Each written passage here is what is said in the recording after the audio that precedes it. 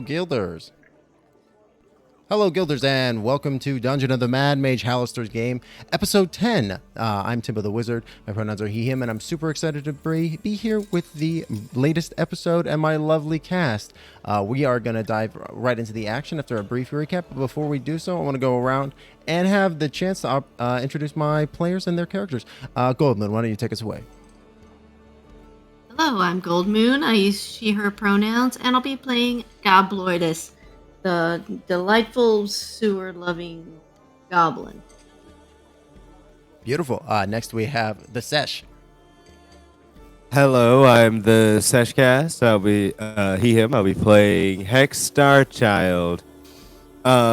Once just a young man known for telling fibs until he made a book report that was soon to become a blockbuster, but it was stolen from him by a dirty producer, and now he must travel down to Skullport to take down this producer through pranks and ruses, and to prove that he wrote this amazing script that everyone's talking about. Amazing. Do you have a plucky female sidekick as well? I do.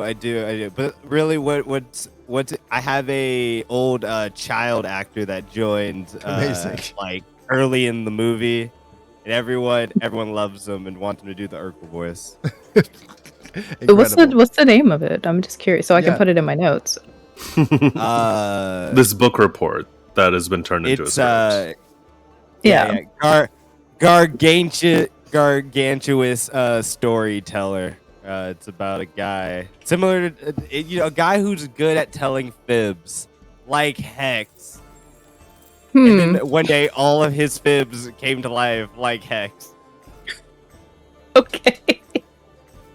So it's really still the story of your life more than it's a biopic. Yeah, he stole my life, and now I have to get him back. A truly understandable and cohesive background and reason for being in the dungeon. Beautiful, I love it. Next we have Mitch. I am MishroomSoup. He pronouns. I'm going to be playing Melkiel. He him pronouns. He is here to keep them alive, but if he feels like it, he's considering it. Everybody's been on their best behavior, so he's going to pick them back up for now. Keep it up. Beautiful. Excellent. And last but certainly not least, Werewolf. Hello. My name is Wherewolfbf. I use they, them pronouns. And I am playing Henrietta Alumax, who uses she, her pronouns. Amazing. Awesome. Would anybody like to go ahead and do the recap? I have a little blurb ready to go if not, but if somebody would like inspiration for doing so, you have the opportunity. I have my notes if y'all are okay with my... Oh yeah. Okay. Always. So we go to the spa. It's bad. Well, Mel thinks it's bad. He's not a fan. It's... You know what? We're all entitled to our opinions. Listen, so Hex and Gobloidus, they loved it. They got the trash bean dip service, and Mel said, I'm going to go drink myself to sleep. So while Mel and Henrietta were in the room, not only were they taking their little short rest, but they also started talking about the game, trying to get a good idea on the rules. Henrietta suggested that Mel could try ascending, because he does have that. So he attempted to talk to their game master and got the voicemail, which they don't know what that is, and it's also pretty rude. But he feels like he's been slighted a little bit. It's kind of rude. He also got ascending to their lovely friend Halleth, who is going to kill Copper, or wanted to kill Copper, the dwarf that they had the hairless dwarf, in their custody, and we had to spend a lot of time keeping Copper from running away, and he ended up spending the night in the broom closet because he could not behave. Henrietta also has a new familiar. Everybody has a friend. That's great. It is a viper named Bree, and we eventually did get to talk to Halleth. He took a lot of talking down, but he didn't kill Copper, and he is he's just kind of processing that, and we went back into Goblin Town. We also saw a woman bite a man. Then she turned into a rat and ran away. We don't have too much information on that, but we sent the baby squad to look into it. Babies. The baby squad. Yeah, perfect. They're also strong. Amazing. Yeah, and I think we pick up right there. So as like kind of y'all are wandering back towards the marketplace, kind of to distance yourself from Copper, the baby squad arrives, with a, I feel like Wrinkle riding on Matcha's like head, and Bree kind of wrapped like very like snugly around Latte's neck, right, as the like almost like kind of like a little mounted like scarf. Yeah, exactly. As they kind of arrive on the scene, and Wrinkle like looks up at you, Gobloidus, and he in your head. What is it? What is it, boy? You hear in your head, Gobloidus, you hear him go, "Yeah, we saw them. We saw the rat lady run off down the dungeon. We followed them for a while, so we don't know. We don't think that they saw us. But when we heard something real spooks, and we ran on back. But we have a general idea where they went, boss."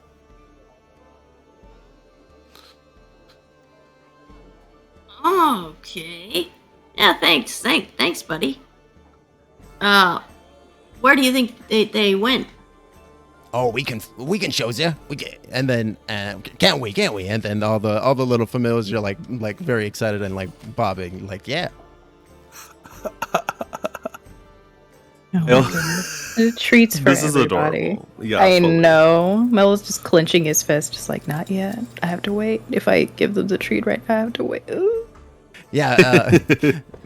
So Wrinkle, who is psychic, can hear you thinking this, Melkiel, and he goes, "Hey, that one's thinking about treats. You got any of that? You got any of that good boss?" He says to you, Gobloidus. I told you stop calling me boss. We're friends.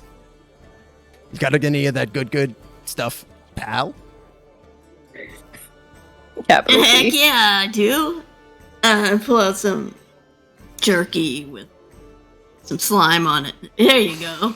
Oh yeah, he loves it. He just starts to chow down into it like very quickly, like it's completely gone. And then he scutters up your leg, Gobloidus, like up through your pant leg, up through the hole in your pants, up your shirt, and then like into like the specific pocket that you have sewn into your jacket for him. Yeah. So, this is what Wrinkle told me. He knows where they went. That rat. The lady that was stealing all the merch, trying to take my job. Well, you saw what they do to people they catch stealing, so I'll just leave you with that. We bailed one person out. I don't think they'll let us bail another one. But if they know where she ran or where they ran, then let's go.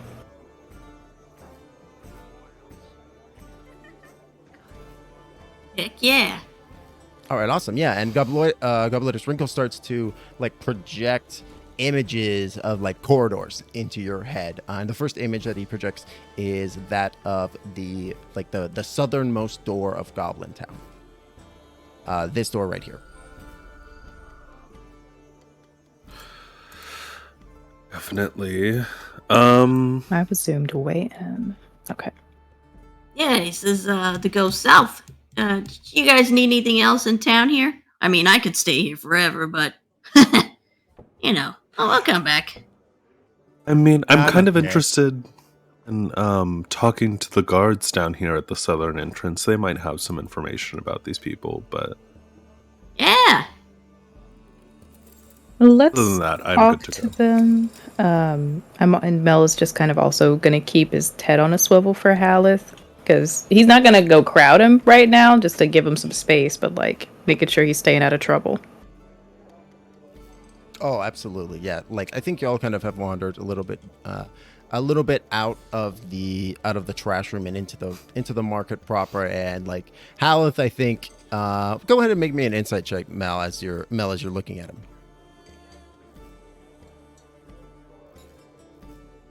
Oh, that's a 9. 9. I don't think you can really tell what's going on in his head, but he definitely looks like a million miles away right now. Okay, well, I guess as long as no one's upset about him being there. And we'll just leave Copper in the trash. We can leave him right there. Perfect.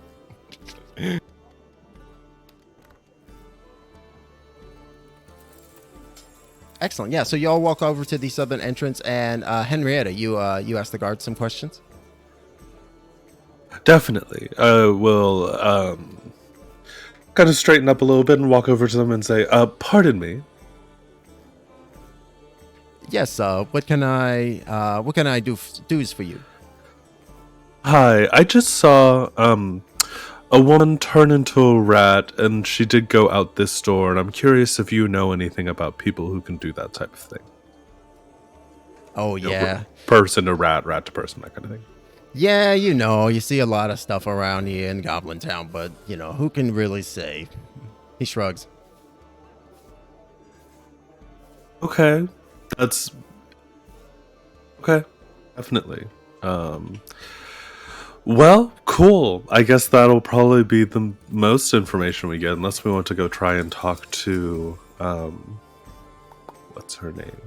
Or the really tall one wearing the mask, right? Tall goblin? Or tall the human? Yak. Oh. Yeah, Yak. Mm-hmm. You could go and talk to Yak. That's true. You think you goblin, do you think that Yak would know more about these rat people? Well, Yak does know a lot about a lot. He's the boss for a reason. And the other goblin guard goes, yeah, he's the boss for a reason. Fair enough. Well, how You are we all seemed feeling? really blasé about Yeah. this, but you seemed to care a lot about Copper stealing, and this woman was also stealing, and she ran away, and you seem rather calm about that. So are you insulting my honor? Are you No, I'm saying just I don't take wondering. my job seriously? Is that No, what I'm just you're- wondering. Is that what you're insinuating here, sir? Actually, what I'm wondering about is the blatant discrimination that you wanted to chain this dwarf up and kick him around, but you let the rat woman go. That's the thing that I'm asking Oh. about. That's the question. I don't make the rules. I don't know. What do you mean? I'm just a god. I'm over here holding a spear. Why don't you ask? You just mentioned Yak. Why don't you go ask him? You know what? I will go. Hey, what's your name? I'm so sorry. I should have asked that in the beginning. What was your name? My name's Brooklyn. Insight check. Yeah, go ahead and make an insight check. I'm gonna tell your boss on you. Fuck you. Gonna tell your 24. boss on you. You get the sense that he's telling you the truth. His name really is Brooklyn. Okay. Thank you so much for your cooperation, Brooklyn. You're right. Let me go talk to Yek. Let me go talk to him. Where's that man at? He should be over there. Have fun with that. And he points to the little room where you talked to him before. Over I here. think I will actually. And Mel just walks off. Hex is Mel gonna is- look at. Hex is gonna look at Brooklyn and be like, "I'm so sorry about my compatriots. They're a little crazy." Hands him like some trash as a tip. Oh, yeah, have some trash. Not you apologizing on his behalf. Brooklyn goes, as you hand him the trash, he goes, thank you, I guess. And then he starts to slowly, he goes to, slowly moves towards his mouth like he's gonna eat it. I nod and I walk away. Okay, so we cut over to the refactored throne room of Yek, who is sitting there, and you see him like in a small, like he's having like a small conversation with another goblin who is up near the throne. But as you walk in, the conversation falls silent, and he goes, "Oh, hello, friends. Yes, the latest Reclaimers. What can I do for you?"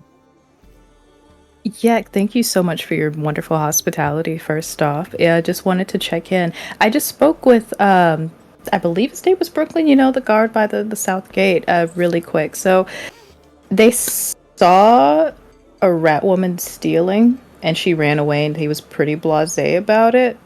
But as I do recall, stealing is illegal, and you chained someone up and were beating them for that. So I was just wondering what the vibe was with it. He nods, and Yak takes this very seriously. He nods and he says, "Oh yes, I can assure you that if we had managed to catch the individual in question, the rat woman, as it were, then we would have chained her up as well." And he nods very solemnly. Is that something that happens often? People transforming into rats and running away? Well, some of the other those Xanathars on this floor, some of them have the employ of a few Wererats who, well, we assume that they're Wererats because we've seen them shift into rat form and no other form. And I think somebody got bit at one point, and then they could do it. So that was a pretty dead giveaway. Oh, okay. So it's just other factions stealing from you, essentially? Well, I mean, I who can say? That might have been just a wererat on this floor. But, most of the wererats that we've encountered so far have been, especially here, have been associated with the Xanathar. How many have you encountered? Enough that we took note. Okay. Do you have a cure for becoming a wererat? Because No. a person did get bitten earlier today. Yeah, they're pretty much fucked right now. We don't have a high enough cleric of Goblinda, unfortunately, that can cast a cure disease at this point. But we're working on getting an inflow of cure disease potions from Waterdeep, but it's been slow. Sorry, I don't mean to make assumptions, but getting to turn No. into rats wouldn't be the vibe here, is what I'm picking up. Well, it's more of a body autonomy kind of thing. Any kind of Sure, okay, definitely. No, for sure. And he puts his hand. Hey, if you want to turn into a rat, more power to you. But if you don't want to turn into a rat and you get bit by somebody who does it, who's feeling a little aggressive, we want to have an option.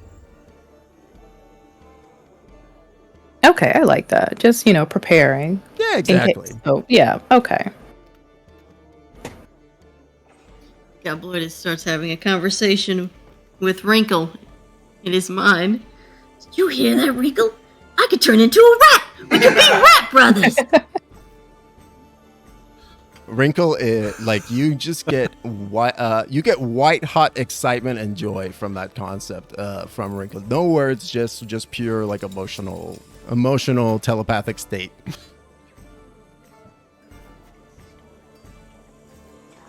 Incredible. In fact, Yek says, those Xanathar goons on this floor, they're kind of making issues from us, stealing from us, and making it difficult for the Reclaimers on this floor to move around.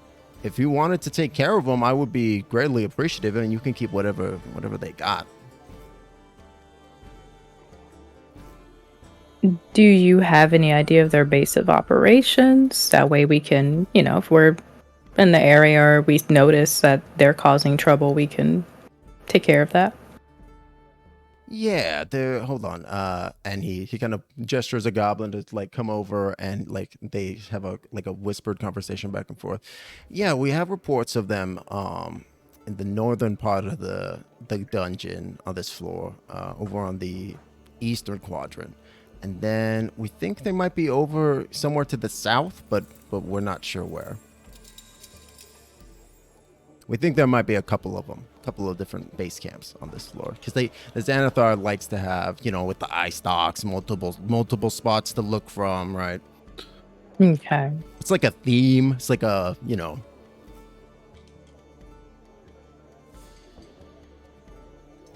It's their method. They like to have small little enclaves. exactly. Small little strongholds, little pockets, right? Okay. Well, I guess at least we'll know what to look out for. Does anybody else have anything they need to do before we head out? I think I'm pretty ready to go. I'm ready. Sooner we leave, the sooner we can come back for another spa day. Ooh, I couldn't wait. I gotta try the trash on top this time. Ooh, that adds a real extra special spicy touch. Amazing. Yeah. So y'all head back out towards the southern door. Yeah. Hell yeah. Yeah. Awesome. Yeah, you see that this door is like a wide, like a too wide, thick stone double door, like clearly of dwarven make. It doesn't have like runes or anything carved into it, but it is like a hefty, solid door. And the two goblins like both pull on the, or both push on it, and like with groaning strength, push forward, and the door slides open with a grind. Let me go ahead and shift the music real quick. And boop. And let me go and reveal the corridor. So yeah, so as this happens, Wrinkle, because they had shut the doors in response to the thief coming in, and Wrinkle starts to project more information into your mind, Gobloidus. He projects this corridor, and he projects this right turn, and then he projects a long corridor with a T-junction. And he went to the T-junction, and he went to the southern direction. But he did get a good look in both ways. All right. Rico says it this way. I would like to do a check around for traps. Absolutely. Go ahead and make that perception check.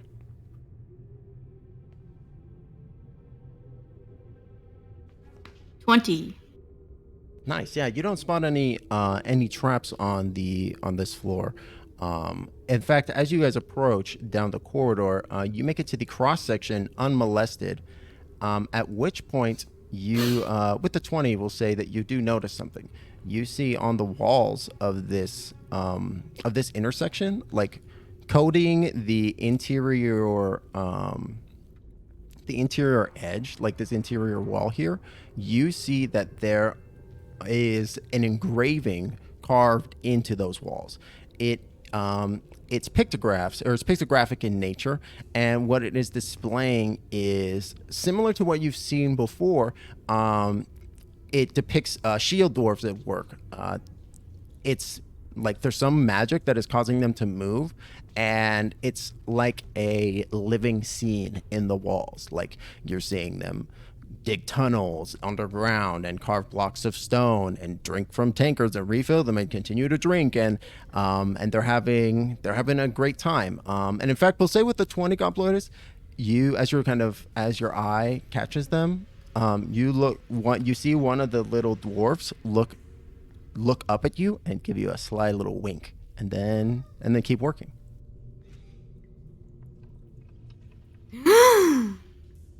That little guy just winked at me. Which one? Right. I think that. Oh, he moved.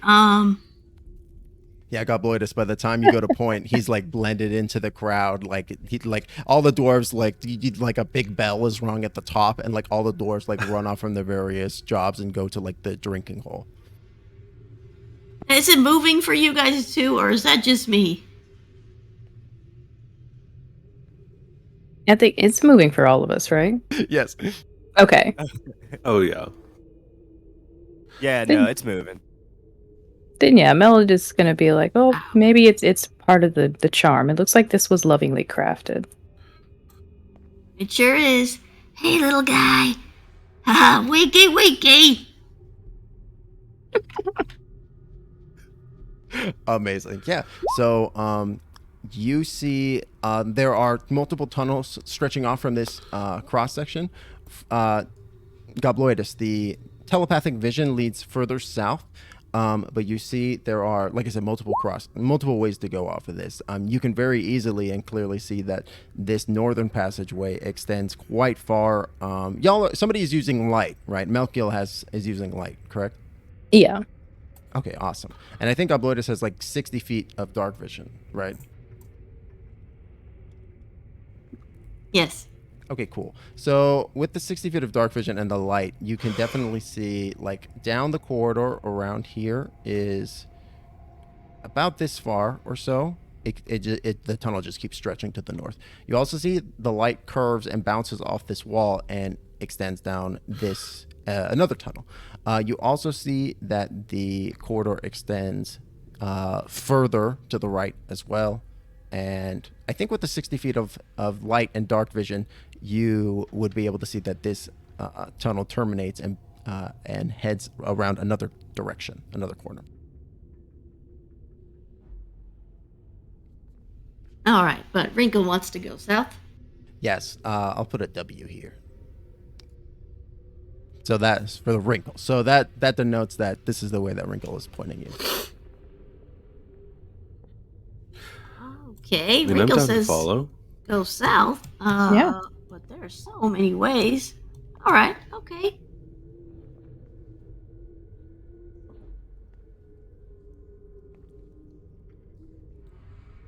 Melkiel, you're like minding Halleth, right?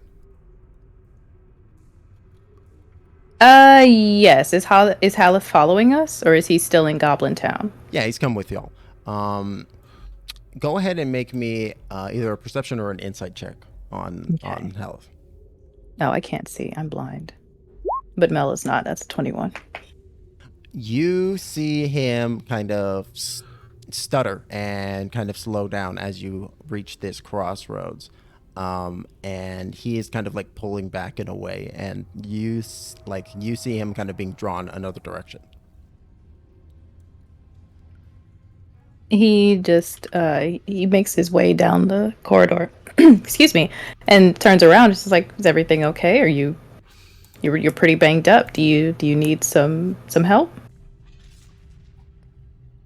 I will be able to survive, but I sense someone who wronged me down this path, and I think I must follow it. Which path? Which way is he pointing? He points to the right. Okay. And you don't. MD, we're over here. Yeah.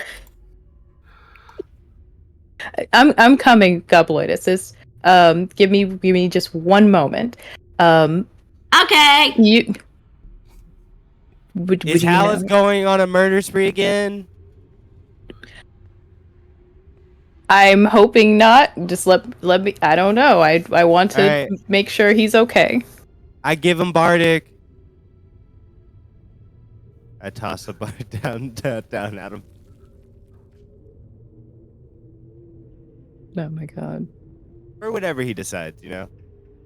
And Mel just takes his glasses off and like rubs the high bridge of his nose. He's just like, okay. So one individual, yes, I would very much like for us to help you get rid of him. What is your plan if it is the last remaining member of that troop?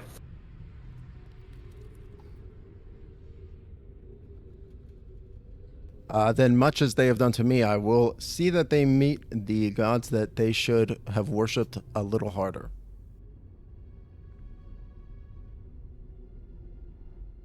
No. So okay. So he just puts his hands together and okay.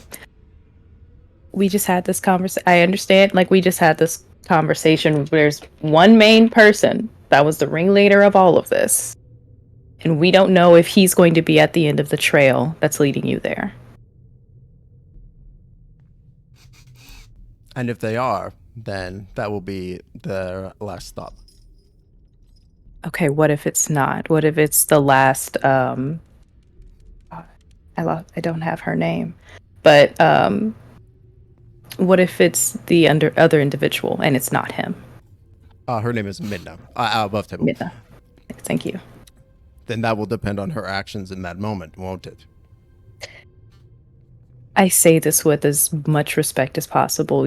You are not in your best state right now, visibly. If Copper was able to seek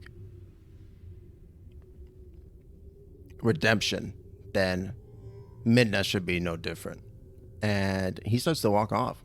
Okay, yeah, Mel isn't gonna tell him it took a lot of convincing.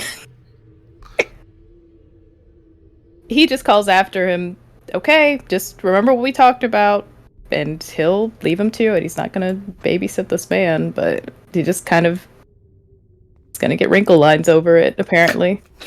As he's walking away, Halleth says, kind of over his shoulder, he says, "The fire that beats inside of me will be snuffed out one way or another." And he walks off into the darkness. Oh, That was so metal. Yeah.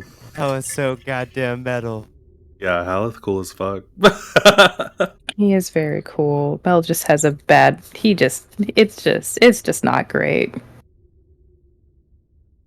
Amazing. Incredible. All right. So yeah, Halleth breaks from the party, and Wrinkle continues to show you visions, Gobloidus, of a long corridor leading away. He shows you like this entryway, which is like a very kind of tight opening into the into this passageway. But they did not explore this on their chase. They simply ran past it as the rat did not stop there. Ooh. Gobloidus is gonna sneak into the crack.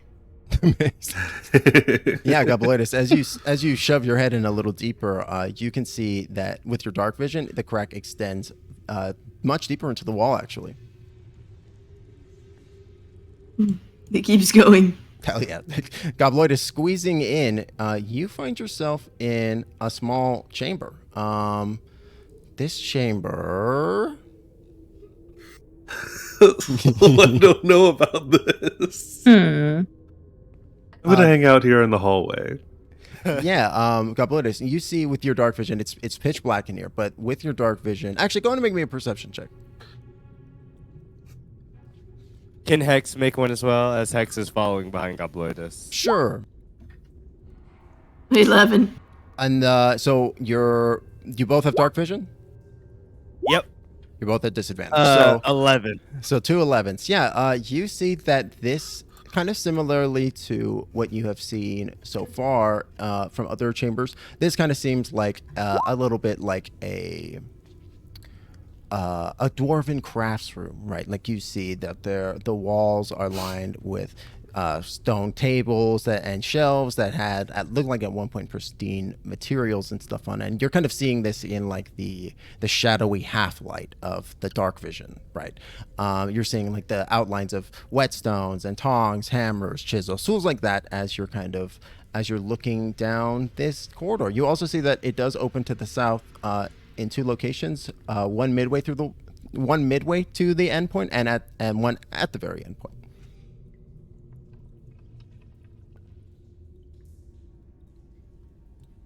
Hey, what's this? I'm gonna use the Wand of Secrets. Sure. I'm gonna say that the Wand of Secrets.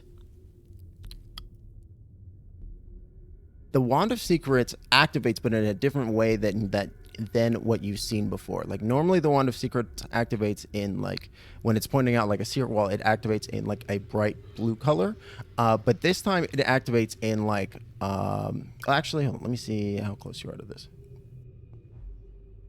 Oh, you're just within range. So you see it point almost like very faintly, like you are at like it's barely glimmering at the very tip of the wand. You see that very faint, strange, different color than what you've seen before, and it's pointing you to go go to the left.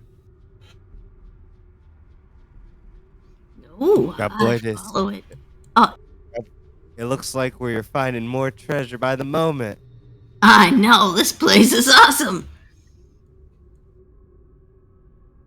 Amazing, yeah. So you continue to creep down the corridor. Let me shift the stream view as well. You continue to creep down the corridor, and you find it opens again into a smaller or a small chamber here that has, and as you continue around it, it opens up into a large arch gate that is embedded in the back of this wall. Like right here where this gray structure is, you see is a large gate on it, or like engraved into the wall.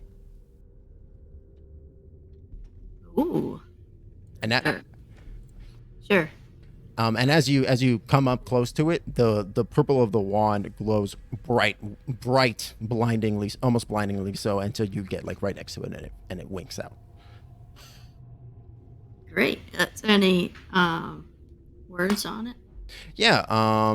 Go ahead and roll me a perception check. Hex can give you advantage on this roll as well if they would like to help. Yes, and Bardic if you need it. Yep. Is that a D6? D8. Nice. 14. So you see, as you kind of get closer, the sharp focus of your dark vision like kind of pops in as you kind of walk close enough to see past the shadow, like deeper into the arch, and you see that there is almost an image of a dead tree that's been carved into like the back of it, like the wall where like that would be the end point and the through line of the arch, right? Like if you were to go through it, is this like large and just like absolutely dead and decaying tree that is carved into it.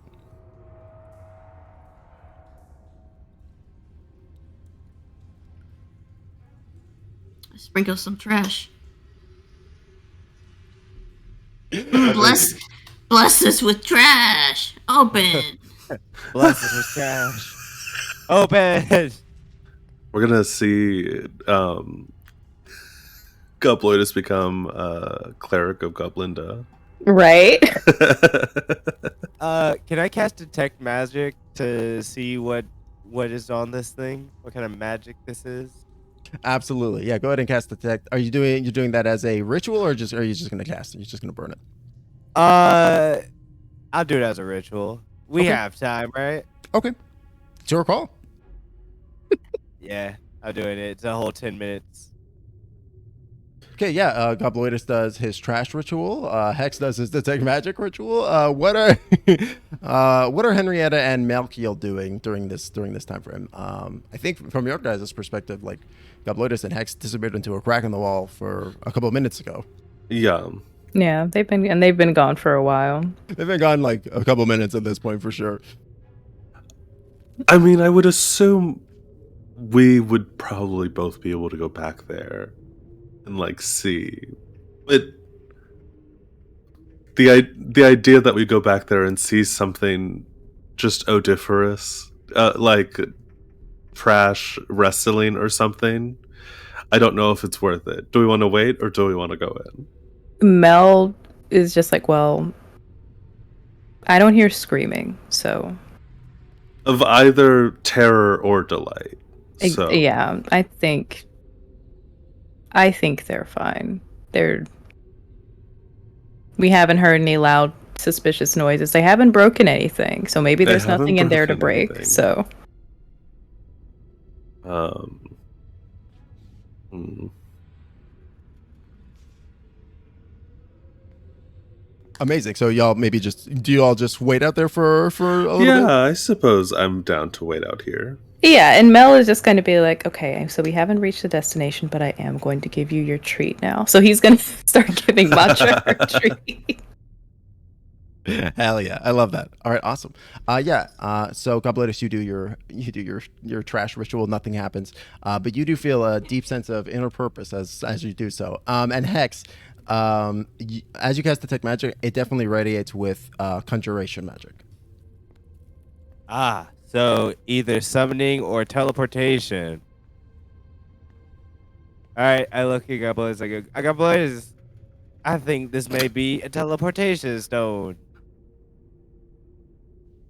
Oh, where do you think it goes? I don't know. Let's poke it a bunch until something happens. I know, right? I'm already on it. God.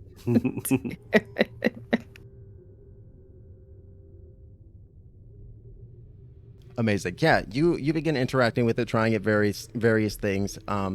As you do so, that you get the sense that even if you were to do the correct like input or what have you, stepping through the gate would, or not stepping through the gate, but the gate would resist opening simply due to being concerned about the worthiness of the party, if that makes sense. I see what it is. Oh, God we're too bless. good for it. Yeah, we're too good for this for right now. We gotta dirty ourselves up and come back later. I knew it. All right, put some filth in the corner and let's mark this room for a later time. Okay. Sprinkles filth. Just so we know we've already been here. Incredible. Amazing. All right, awesome. Yeah, so do y'all head back out to rejoin the rest of the group? Yeah. Yeah. Oh, what's this in here? Just a quick peek. Oh yeah, much like the rest of the chamber, it just covered in like old and decayed tools and like rusted anvils, that kind of thing. Okay. I scraped some rust onto a napkin.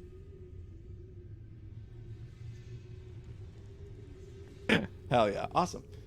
All right, great. Yeah, so y'all popping back out, continuing to look down the corridor, you do see that, let me go ahead and shift the stream perspective. You do see that the Wrinkle continues to send you telepathic imagery, and you see him send it the end of this corridor and then continuing south even further.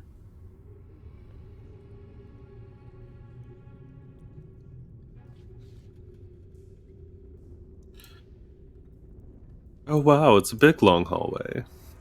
Yeah, they went on quite the adventure.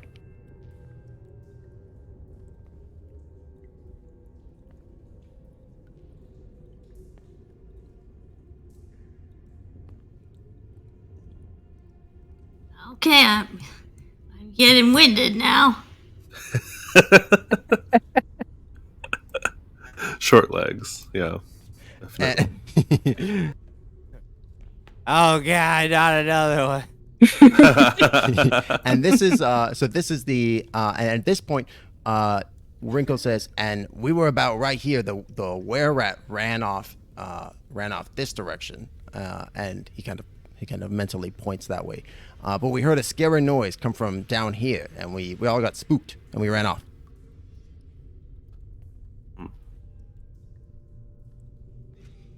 Yeah, I tend to stay away from scary noises. I don't know if we've done a terribly great job of avoiding them so far in the past few days, but I appreciate our effort to do so now.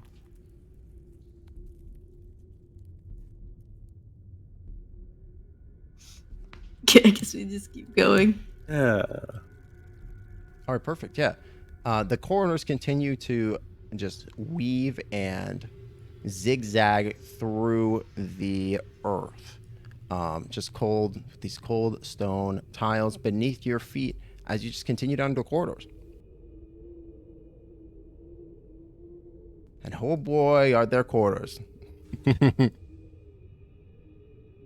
They went a long way. Fully. They went all this way. They got their little baby steps in. So they went all the way As to the rat. they went all the way to this point. That's the last spot that they went to. This right here. I'll go ahead and draw. Oh, okay. So this is all new territory. They don't know anything what's past here. Okay. That was a nice little walk around. Yeah. Yeah, nice. Gobloidus lays down on the floor Damn. approximately 10 seconds and then gets back up.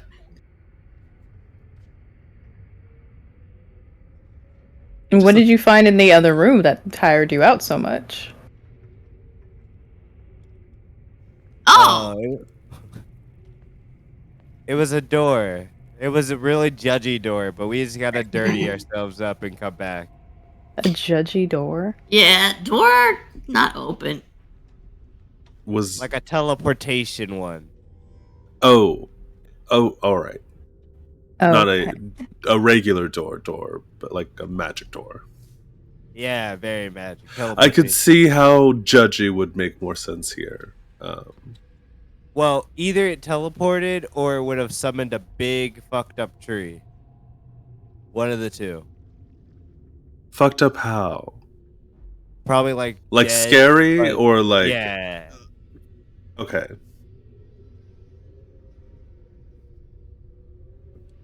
Amazing. Y'all are just having this conversation while we're walking down the Yeah, hallway. we're We're going down the same hallway. Like, okay, cool. And I think it's about at this point where everybody go ahead and make me perception checks as y'all are kind of walking down, continuing to walk down corridors. Can Latte help me? Yeah, Wherever Latte can we is? get help from our familiars? You absolutely can. 10. A 16. 21. Okay. Good.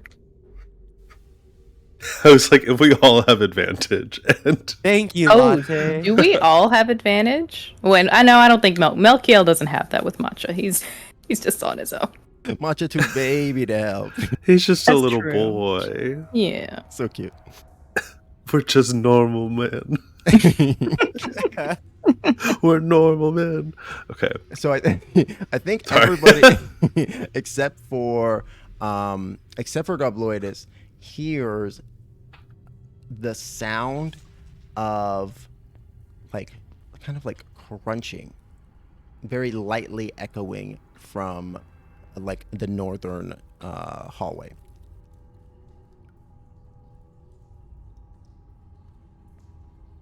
Like munching on my food, crunching. Yeah. Well, But like, is it bassy? Like you hear it a bone snap, and you're like, "Oh, that was like a cow femur. That was resonant." with with Hex's 21 perception, I'm gonna say that it doesn't sound like bones. It kind of sounds metallic, like almost tinny. Mm.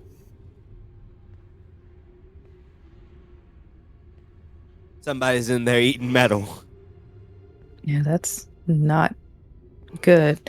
For them, I mean, their entire digestive yeesh. Okay. Can we peek? Sure, you peek down the corridor with your light source. Not with the light source. Mel does have dark vision. The light is just to help anyone that may not have it. Okay, so do you snuff the light source? Yes. Okay, you snuff the magical light and it grows dark in the hallway. So who doesn't have dark vision? I believe it's just Henrietta, right? Just me. Okay, so yeah, y'all peek around the corner. So Gobloidus has 60 feet of dark vision. Does anybody have better than 60 feet of dark vision? Um.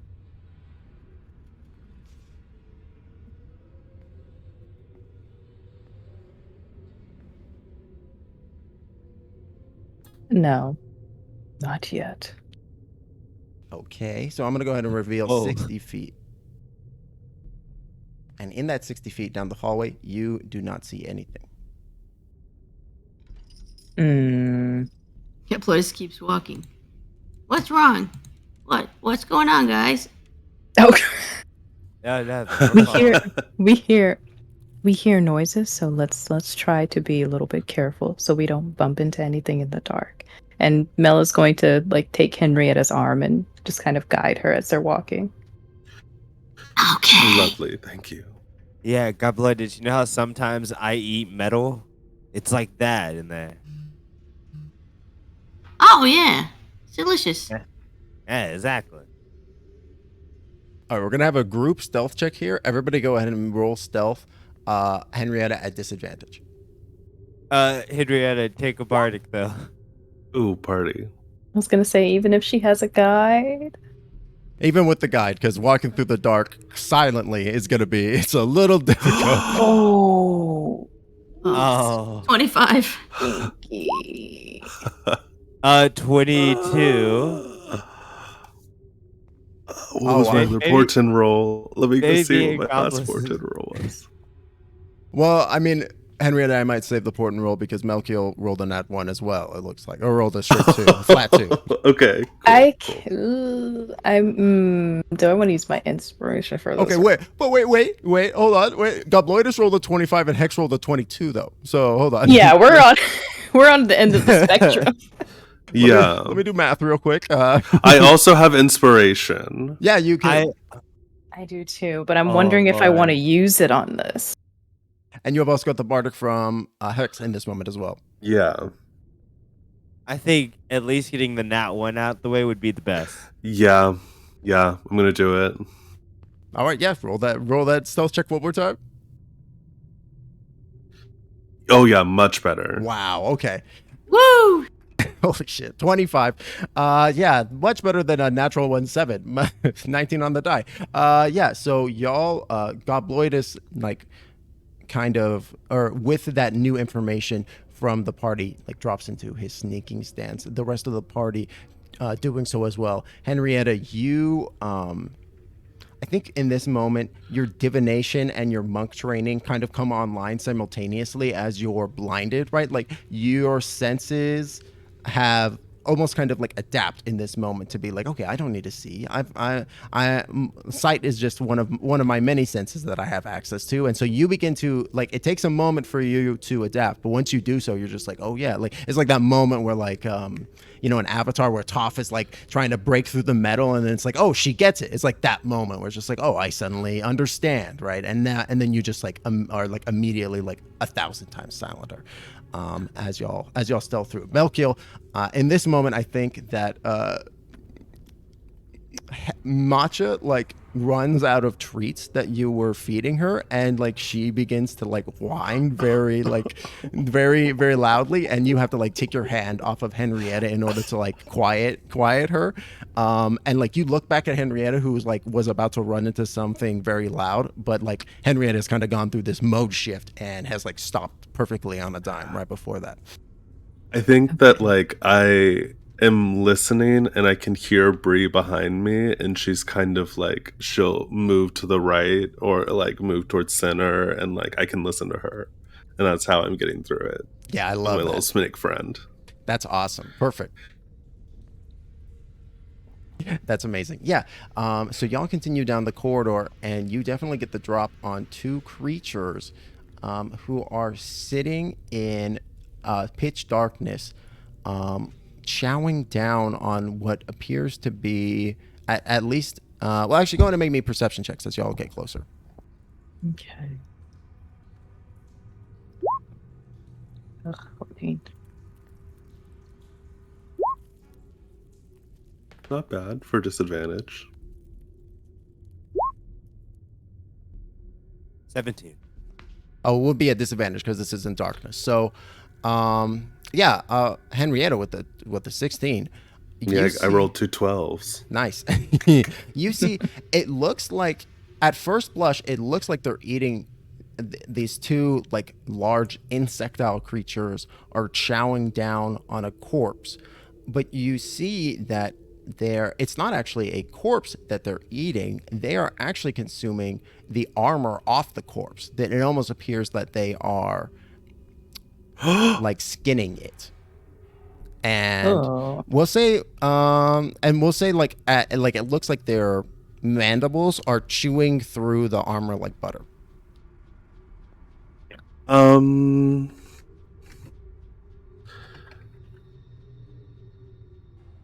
God. So Do we have like any recognition of what it is? go ahead and make me a nature check or an arcana check. Okay.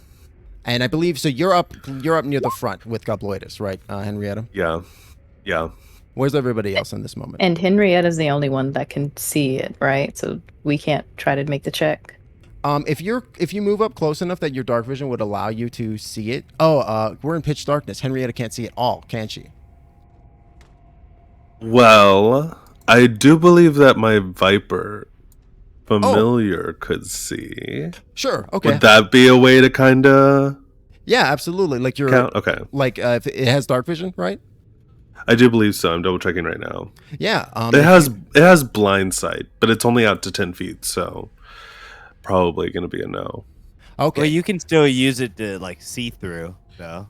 I was gonna say, yeah, so you can still see through it, like it solves your issue of being in the darkness, but yeah, it's not enough sight in order to be able to see the creature in question. Yeah. Okay. But Gobloidus, as you move up, you definitely have vision on these insectile creatures. I'd say that everybody that can see them, as long as you are within that 60 feet, you can definitely make that. You can definitely make that Arcana check or Nature check, but it will be a disadvantage due to it being so dark. Okay. Guys, I said this like a while back, but you don't interrupt people in their dinner. Let's skedaddle. I got a 13. Yeah, I got a 7. And my other one was a 19. I'm so mad. Ooh, 19. Gobloidus. Ooh. Oh, but it's at disadvantage though, because of the darkness. So 11. But 13 though from Hex. Hex, you have, I think, in your numerous studying of monsters and monster physiology, you have like heard of a creature like this before. It's the insectile nature of its body and the way that it seems to be eating like the armor off of this body. It seems like it is it seems like it's a rust monster. Like as you look at it, like as it picks up like a piece of metal, you see like it begin to crumble to like that brown rust substance as it just chows down on it.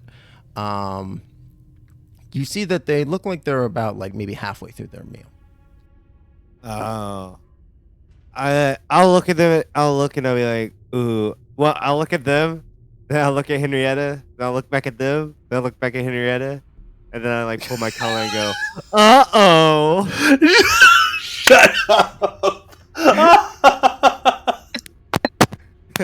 They're almost done with their meal. And I see something else that might be a little appetizing for them. Oh, what is it? Look back at Henrietta. Henrietta, blind. Sorry, what? What's going on? Nothing. We should just keep on moving. Gobloidus, we gotta. Let's keep going. I know. They're just eating dinner. Yeah. Just let's not let Henrietta see these things. Oh, Are you because mumbling they this? like Like they five, like 10 metal. feet away, Like Yeah. fully right in 'cause- front of us. listening they're- distance. Because they're metal monsters, and they would rip her apart because she's also made of metal. Oh yeah, hey guys. I think there's like a shower up here. You guys like that?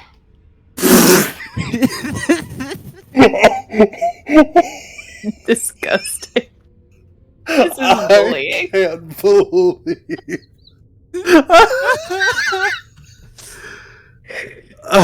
my God. Fine. I guess we'll go this way.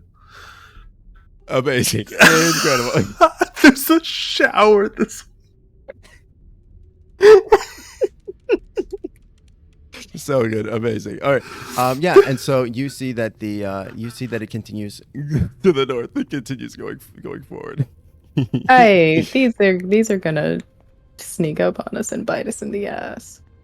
Yeah.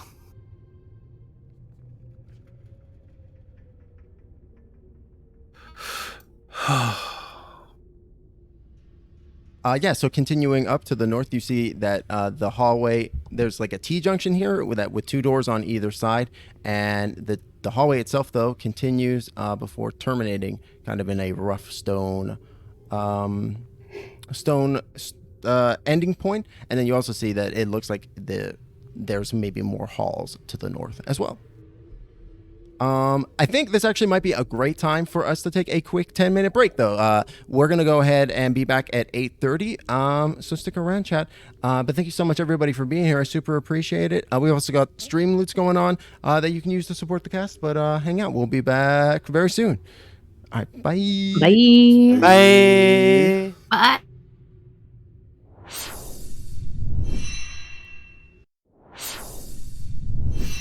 Hello, Guilders, and welcome back to Dungeon of the Mad Mage, episode 10. Thank you so much for bearing with us as we came back from break. I'm super excited to be back with y'all. We're going to go ahead and dive back in with the party. When we last left the party, they were dealing with, they were actually carefully skirting past a couple of rust monsters that they managed to definitely sneak up on before finding themselves in front of a bunch of doors. What do y'all do from here? Do we hear anything on either sides of these doors? Go ahead and make perception checks as y'all push your ears up to the thick stone doors. And who's listening at what door? So Gobloidus, you're listening at this right door? And Hex Yeah. is listening at this door. With Latte as well. Latte's helping you. Yes. So. Perfect. Okay, so...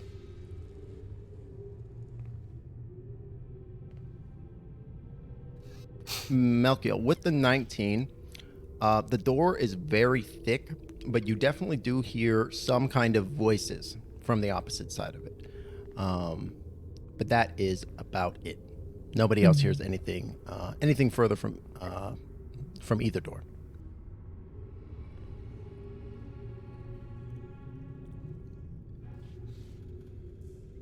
Mel just kind of backs away and kind of meets them back in the middle of the hall. And he's just like, there are voices coming from over there. What about over here? This one's pretty quiet. I think we can. Mhm. I mean, we can.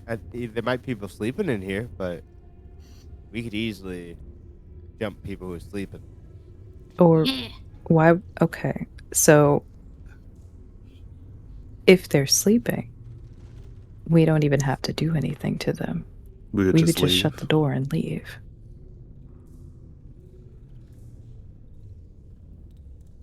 Well, we are looking for the Zentarum. We don't even know if that's where we are. Okay, Fair. so maybe, but okay, still, let's not just kill people in their sleep. Who said we're gonna kill them? Maybe they're buddies. We could make them our buddies. I can definitely make them our buddies. Let's just see what's in the room. Oh, I'm sorry. Let me also say, y'all are discussing this other door that you didn't hear anything out of. That door, explicitly painted on it, has a depiction of a dark mantle descending onto an unsuspecting dwarf who is admiring a gleaming gemstone in like a cave. A dark mantle is a cave octopus would be the best way to describe it. It hangs out on the ceiling and it drops on your ass and eats you. All right, that is a very big detail about this door. That Hex is still gesturing. We all go through the door depicting this monster eating people unaware. I have shared in our back channel what a dark mantle looks like if you want to. Would like to avail yourself Yes, of that. please. It's a bit like Ooh. a stalactite if it were a mimic. Yes. It's kind of like there's also like the classic like roper, which looks like a stalagmite, right, on the ground, right, with things coming out. It's kind of like it's kind of opposite brother, right? Like it likes to hang out and pretend to be a stalactite. Opposite brothers. Opposite brothers. Coming next fall to ABC Family. Opposite brothers. From the people that brought you twins. All right.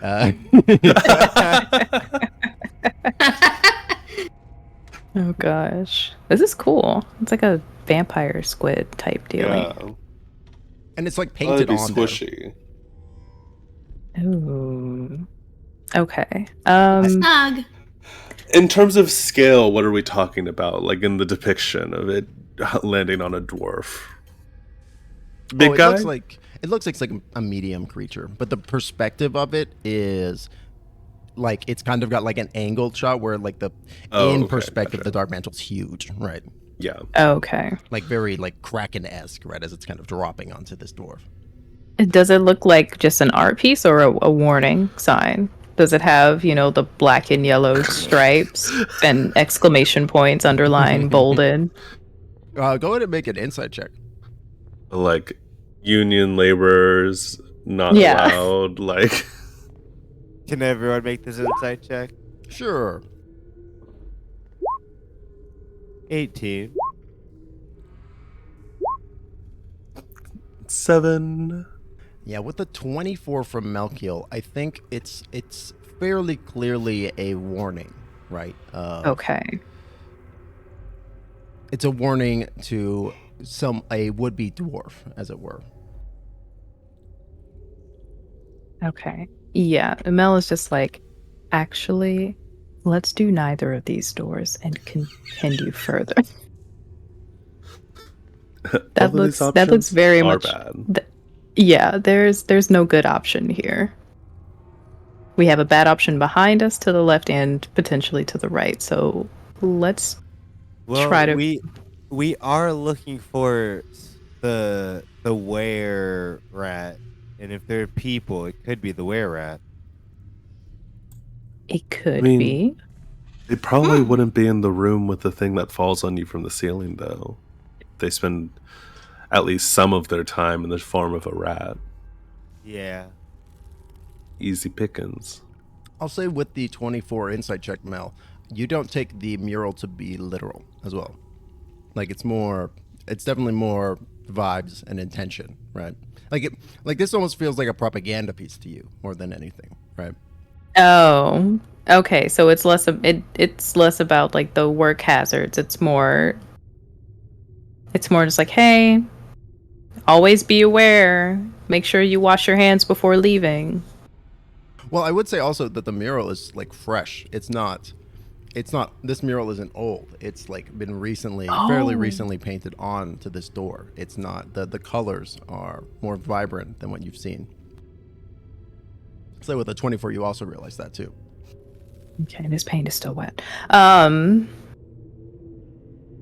He just kind of squints at it and he's just like, well, maybe okay, so it's not that I think we're going to open this and 20 of these are going to fall out on top of us, but I do think we need to just kind of keep our ears open and our eyes upward as we move forward. Not just behind this door, but in this whole area. When we go inside, would you feel amenable to possibly casting light again? Absolutely. Once we close the door, you know. Yes. So, yeah, I would feel more comfortable casting light once we get behind something that can block it. Perfect. So do we try the crazy door? Yeah. Yeah, Hex opens the door. On the left side, Yeah. you go to tie the handle. You find it is locked. Ah, damn it. All right, let's try the other one. Wait. Oh, there are people actively talking behind. Maybe I can pick the lock. I was gonna say, Gobloidus, isn't this sort of your fare?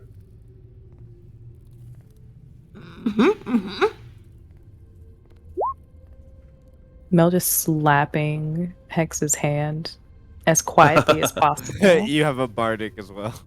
Gobloidus, you actually find that when you go to pick the lock that is set into the door is actually unlocked. However, it seems to be being held shut with like magical force. What? This is magical.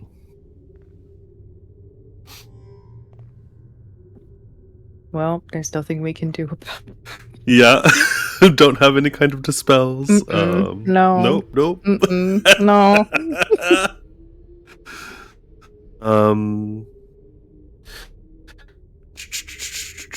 Is there any chance there might be like a crack that maybe a small little snake could slither through? Make a perception check. Well, it's still dark. But Well, if she's blindside, doing blindside, it, yeah. yeah. Okay, go ahead and make a perception check at regular. 17. Yeah, you find that, funnily enough, on the lower side of the wall, there is like about a rat-shaped hole going into the dark mantle room. Aha. It seems that my little little snake has found a rat. And I point out the little hole.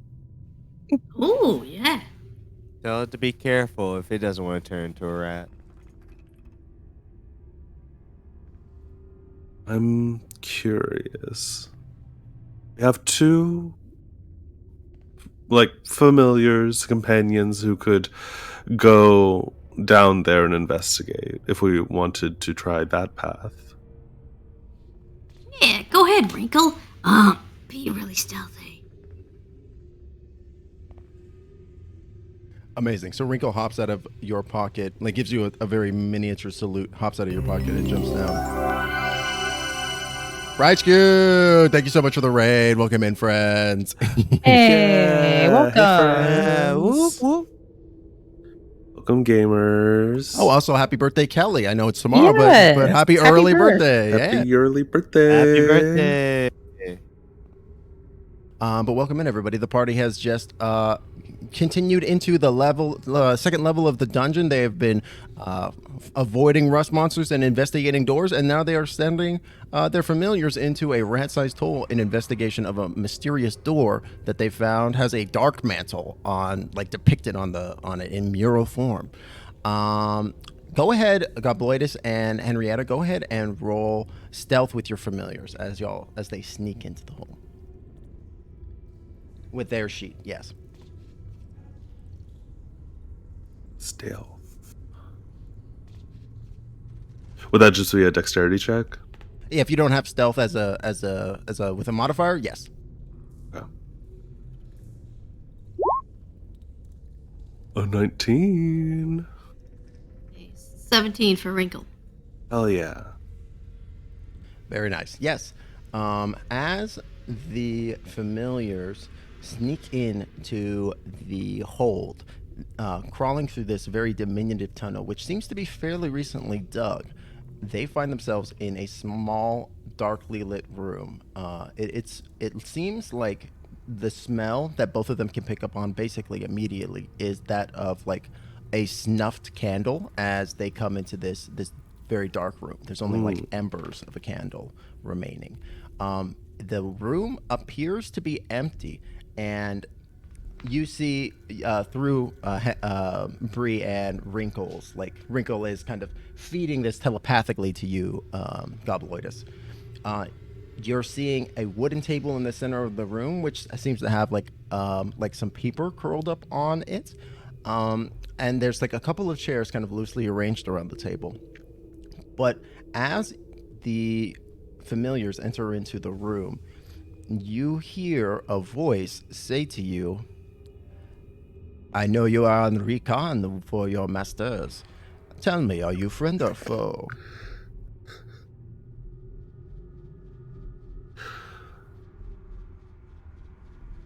They're saying this to like the familiars. The voice is coming from seemingly nowhere.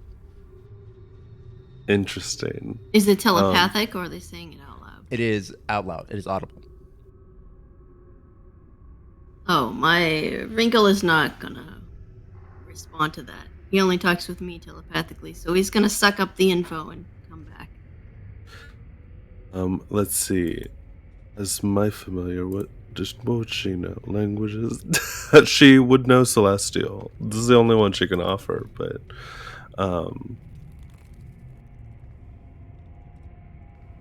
yeah, she would go, depends.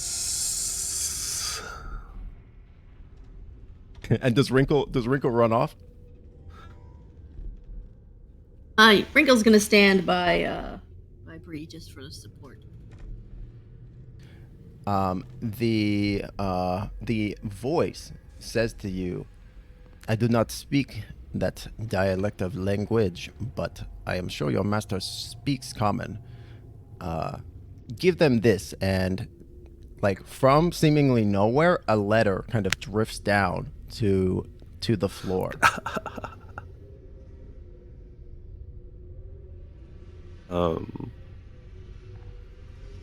And I think Bree will kind of nudge Wrinkle over to grab it and kind of like move to carry you out while you're holding the letter.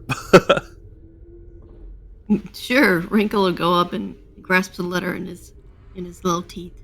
His whiskers brush against it delicately, giving a scent of trash. Amazing. Incredible, yeah. And at which point they return back through the hole. Yeah. Perfect. They push back through. Wrinkle kind of has to like work it a little bit with the letter, like kind of like he gnaws off like one of the corners to make it fit through the hole. But yeah, y'all find yourself on. They find themselves on the opposite side, and you find that your little friends returned with a slightly chewed on, slightly trash smelling letter. Oh, what's that, Wrinkle? I'll take the letter from his mouth and try to read it. Yeah, you see that the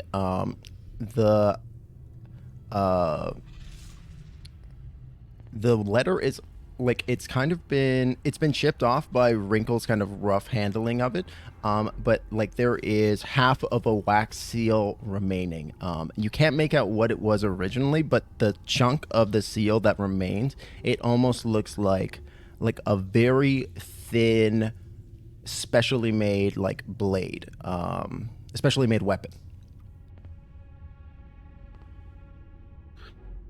on the seal, like as the like is it's almost like the mark on the wax seal, right? I do social things. Is that a thing? Seal that I recognize? Go ahead and make me a history check with advantage because of your background. Perfect. 21. That's really good. You recognize this. It's not actually the image that does this for you. It's actually the wax itself that you see, and you recognize this wax as a very specific type of wax that can only be found in the Underdark and is explicitly used by drow, as it can be harvested very easily and grown very easily from mushrooms.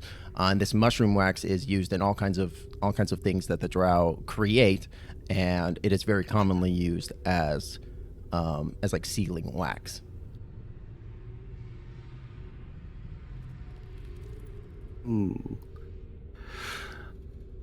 So that's what I'm able to gather, is that they're drow, specifically. You definitely get the sense that the wax that was used in this press is drow, like, in origin. The symbol itself you don't recognize. Okay, cool.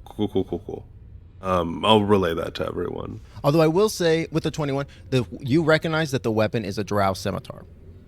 Okay, got it. Yeah, I will pass on all these little nuggets of wisdom to everyone.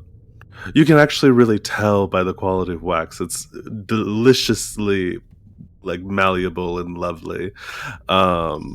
It is drow, and so we might gather that whoever this is maybe some warrior or some sort.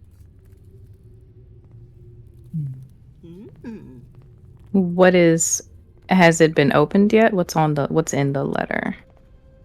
And Bella's just like, well, what are they doing up here, especially in a locked room? Maybe a prisoner of some sort? Oh, yes. Cracking open the letter and looking it over, it's written in common. And you see that it is a very short missive, basically requesting help from an individual who refers to himself in the letter as Rezero. And he asks for your help to clear out the Xanathar outposts on this floor, that they have deeply offended him.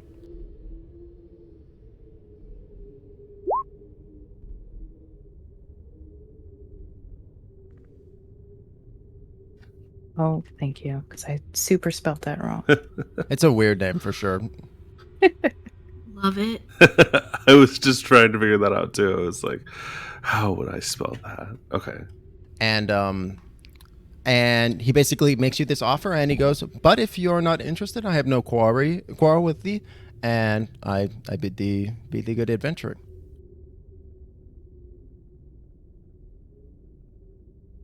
Is he on the other side of the door now? Oh, well, no, we can't talk through the door. That's too risky. I mean, technically, the familiars didn't even see Rezero at all. Like, the letter appeared from nowhere.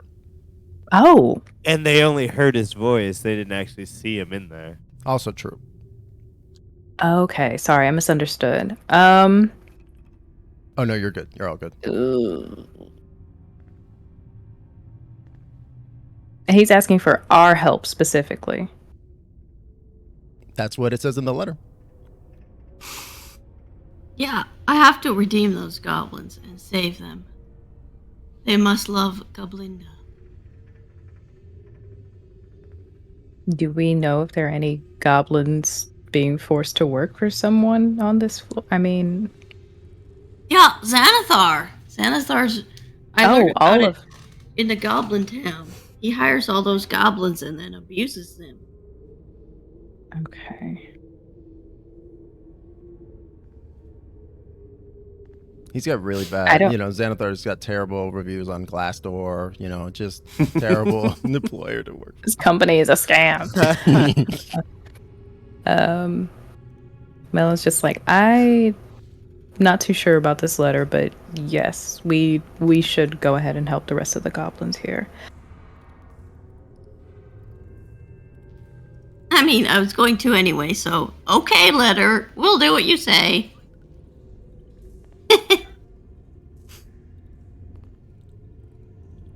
Did we hear or see anything? Okay, go ahead. I'm sorry. No, you're all good. When Gobloidus says that, out of the rat hole, another rat appears.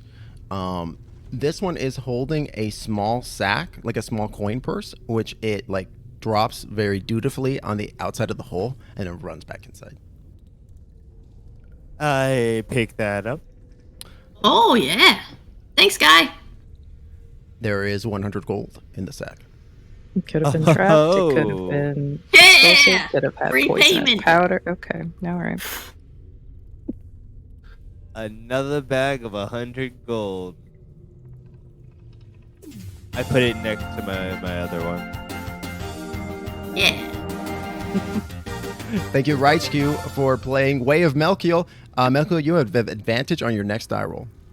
Ooh, thank you. Then let's check out the other door then, while we're here.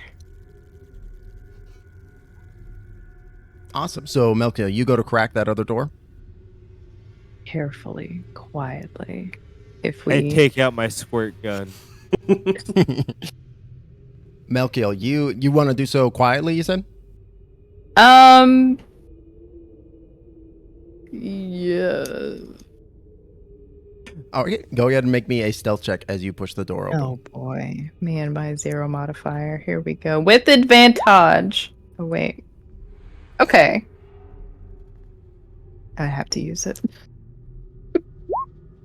Okay, 18. Nice. As you push the door open, it opens into quite a large room. Much larger than, like, about the same length as the hallway that you have seen up until this point. Give me 1 second.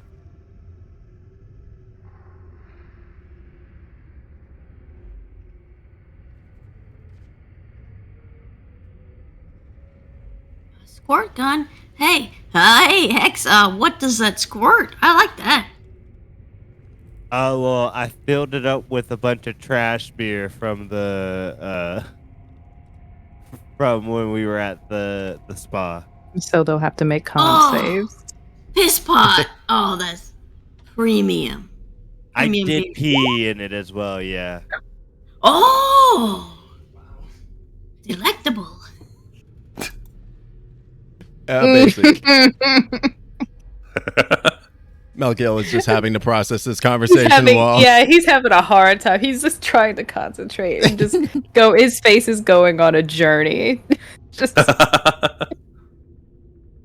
Amazing. Yeah, so like as you're like splitting your focus, you hear like you crack the door open a very small amount, and you peek in, and you see the lay of the land. There are 4 humanoid looking individuals, but they look wrong in nature. They don't look right, and like their proportions are weird. Their head is kind of misshapen, and their limbs are kind of thin and sallow, and they are whispering to themselves, like just like each of them is kind of doing their own thing at each portion of the room, and they're just kind of like talking continuously, like muttering to themselves. They have not noticed you open the door. he's gonna slowly shut the door. Amazing. Yeah, you managed to shut the door. Or at least crack it. So yeah. Yeah, you shut the door to what you hope to be close enough. It's shut at this point. I think we should jump them. Who's in Do- there? Did you see them? Do we don't know what these are, or Weird eyeball creatures. Melkiel, go ahead and make me an Arcana check. boy. We'll say, I'm gonna say a disadvantage because you're only like peeking in at them through the doorway, right? Like, oh, sorry. This is also important question. Is the light on or not? No. Okay. Natural 1 Arcana check. Melkiel, you have no idea. It looked just like a messed up person. He tries to describe it. He's just like, they look like they were put together wrong, and they're not having a conversation. They're in different places of the room, just whispering. And there are more of them than us.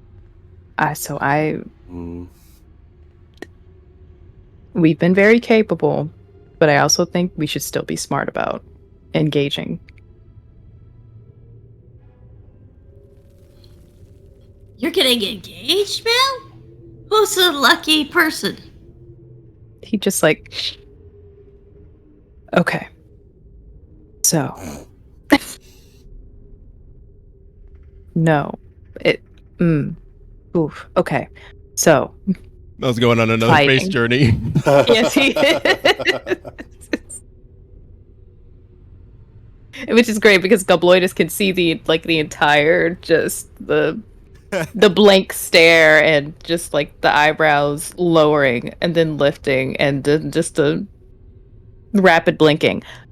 So maybe we not fight these, or if we're going to fight them, we need to figure out a plan first before we jump them. I am worried about numbers. Said there was more of them than us. There were 5, right? Yeah. Oh, there were 4 that you counted. Oh, I'm so sorry. Yeah. Okay, We're so equal. yeah, never mind. I was so distracted. One of them looked like it had 2 heads, but I think it was just one head and it was stacked on top of each other like a bad snowman. But no, it is there are 4 of them. Well,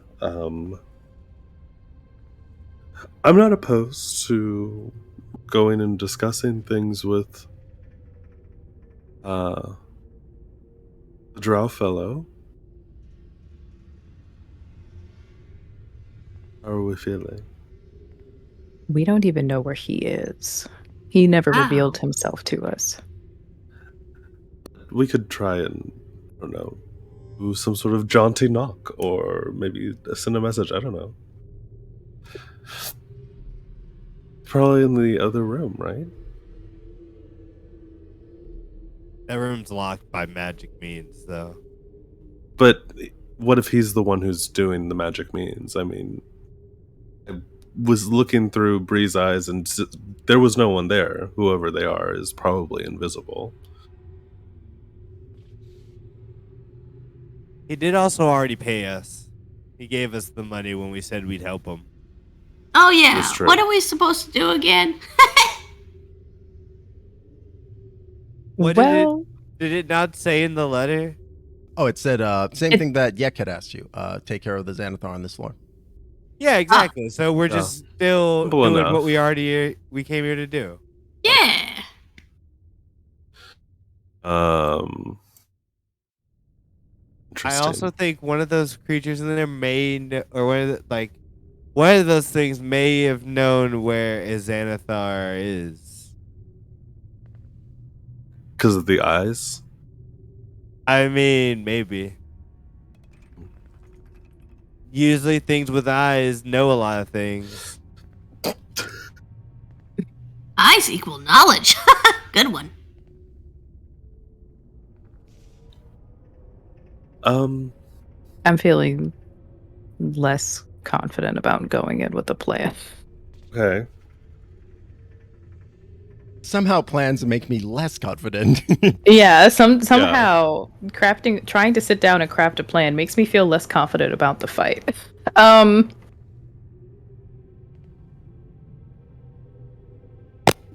We could probably come back to this one. I mean, there's still the hallway down here. That's true. We don't know what we might get surrounded very quickly if we don't play this smart. Okay, yeah, let's check the other rooms. I'll leave this door cracked since they seem occupied.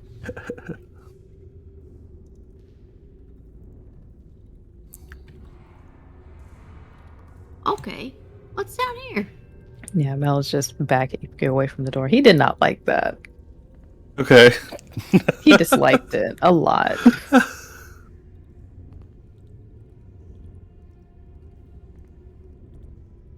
I know when you're like, they were put together wrong, I was like, oh, he's having a moment. Yeah.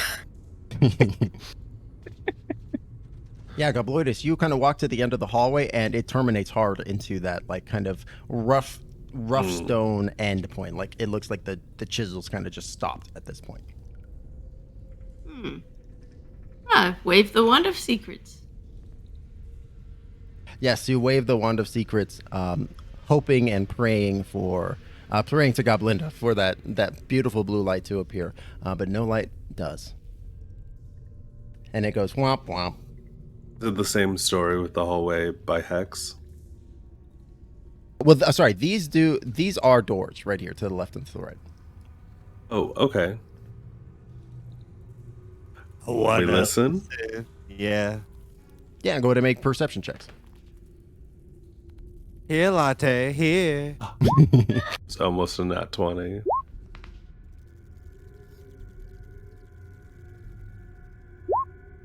Uh, 17. Always use your familiar. Nice. Which door are you listening at, Mel? On the left. Left door. Yeah. There is there's dead silence coming from behind both of those doors. You do not hear anything emanating from beyond. Well, Okay. Let's try them.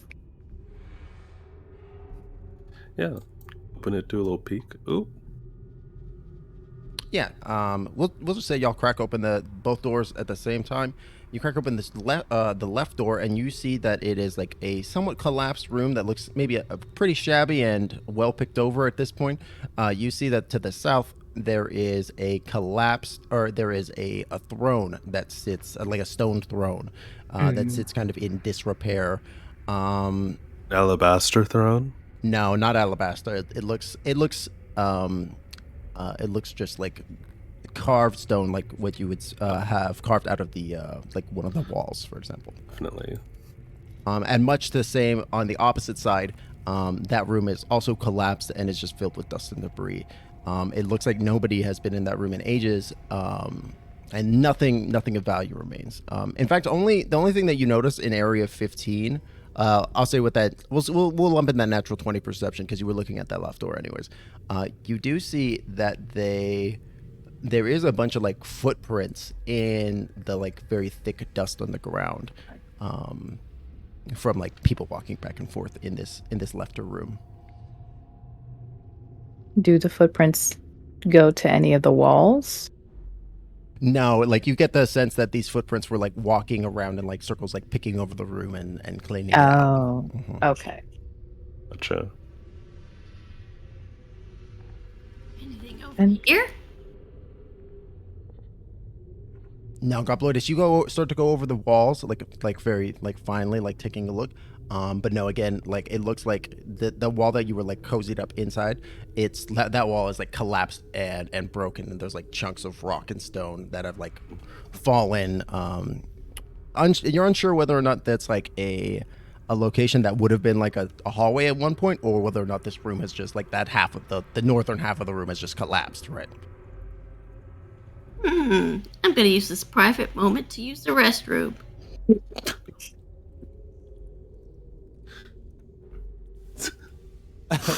I watch to the door for Gobloidus, make sure no one comes in. True friend. Could you take a quick second and check out that throne? No, Yeah, it's absolutely. a well looked over room, but never bad to try your own hand at these things. I'm gonna sit in the throne. King Bloidus. What? Amazing. Yeah. You do look over the throne.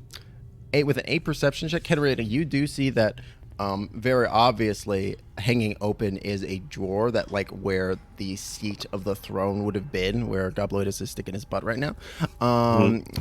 There is like a compartment, like a space for something, but it looks like it's been taken already. Gotcha. All right. It was worth a shot. Yes, how are we feeling about the room with the Eyemen?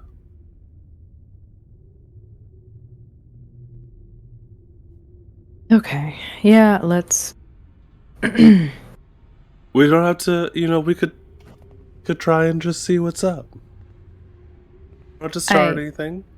It's going to be a fight. Who There's- knows? They can talk.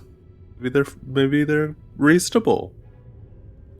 Henrietta, they're monstrous. Do you want me to kind of smoosh them over a little bit? Maybe. Yeah. You can try, but we'll be ready. And if that happens, let's try to keep the fight in the room so the things to the south don't try to run up behind us. Okay. Can I make myself look like them?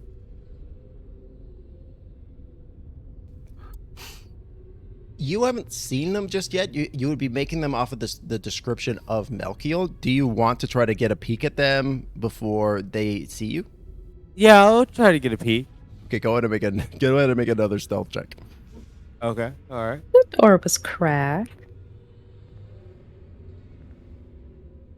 The door being cracked is making that at normal. 7.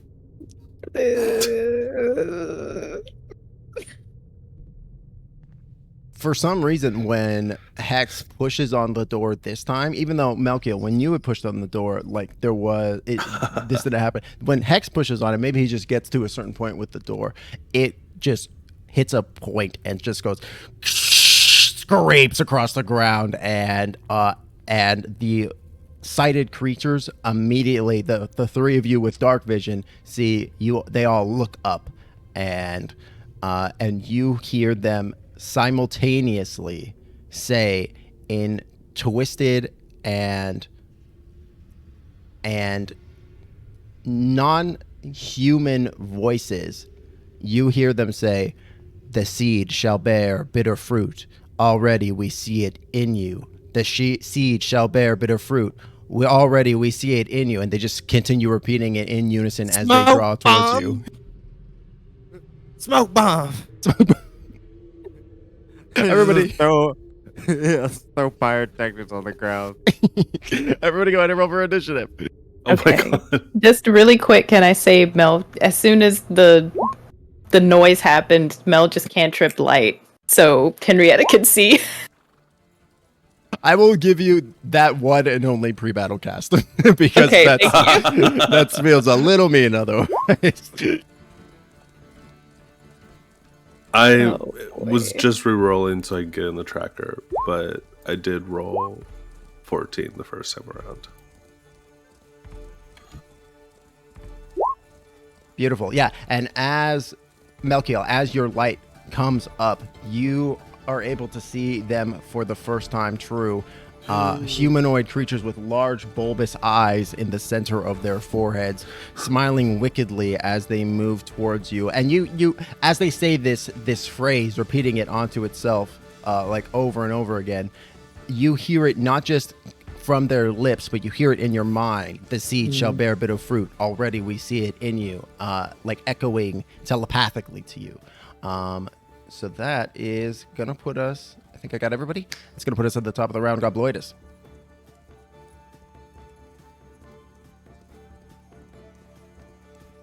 I think you're gonna bear bitter fruit, so whatever, guy. Gobloidus is gonna move up to this first one that he sees. And as a bonus action, he's gonna do pocket sand and throw some lint and dust in this guy's face. Amazing. Yes. So it's a con saving throw, or he's gonna be blinded. Beautiful. Do you know what the DC is? I believe it's going to be 8 plus your proficiency bonus plus your dex or strength mod, your choice.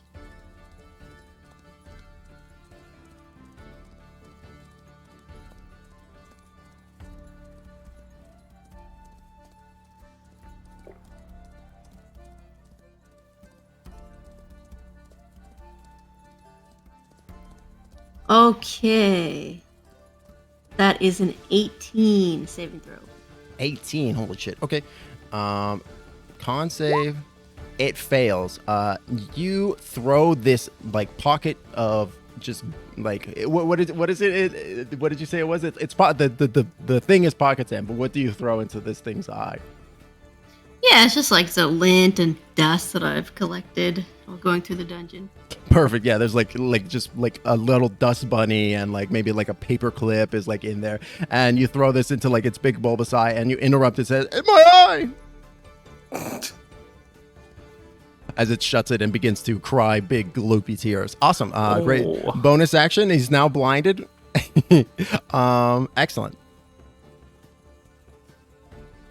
So then he's gonna attack with his rapier, try to stab in his little eye. Awesome. Go ahead and roll the hit.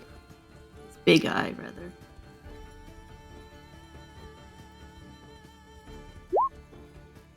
That's a 19 to hit. A 19 is definitely going to hit. Go ahead and roll damage. You also get sneak attack on this because of your rakish audacity.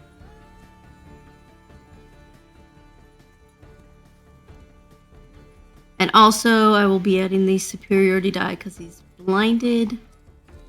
Which I think I need to roll a d6. It's true, yes.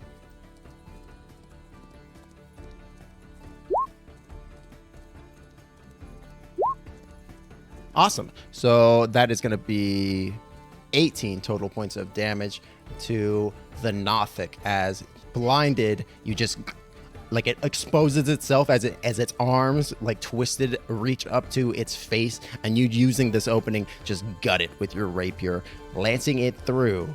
Excellent. Anything more? Uh-huh. Amazing. Alrighty, that is going to be Melkiel's turn. Free action, haha. Reaction to taunt. Do they look like undead? No. God darn it. Okay. Mel is just going to go ahead and cast, either way, going to cast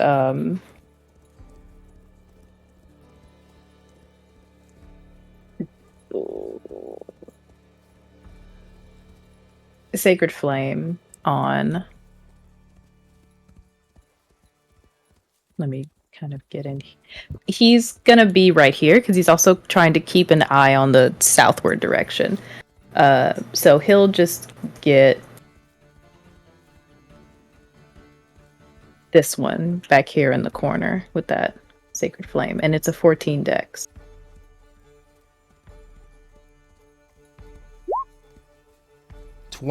So it saves. It darts out of the way, like getting onto all fours, dropping to all fours. It just, in an inhuman way, like jumps using all four of its limbs out of the direction of that Sacred Flame. Oh, he hates that. Oh, you. Anything more? No, that's it. Alrighty, that is gonna make it Henrietta. Henrietta, it's your turn. Real quick before we, as we're getting into this, and for no reason in particular, what would you say is like the fundamentally like the makeup of Henrietta's body? Like, if it were made out of like materials, what would you say it was made out of? Oh. Just, as a hypothetical for no reason in particular. Interesting thing for you to ask me. It's a great question. I don't think, because I've for sure discussed bronze as like all of her copper and bronze pieces. Don't know if she has ferrous metal in her, if that is what you were asking about. Okay, no, that's fair. That's fair. Would you say like maybe like the bolts are made out of an iron or ferrous material? Sure, Timbo. Well, it's your character. I'm just curious. Iron is a pretty common metal.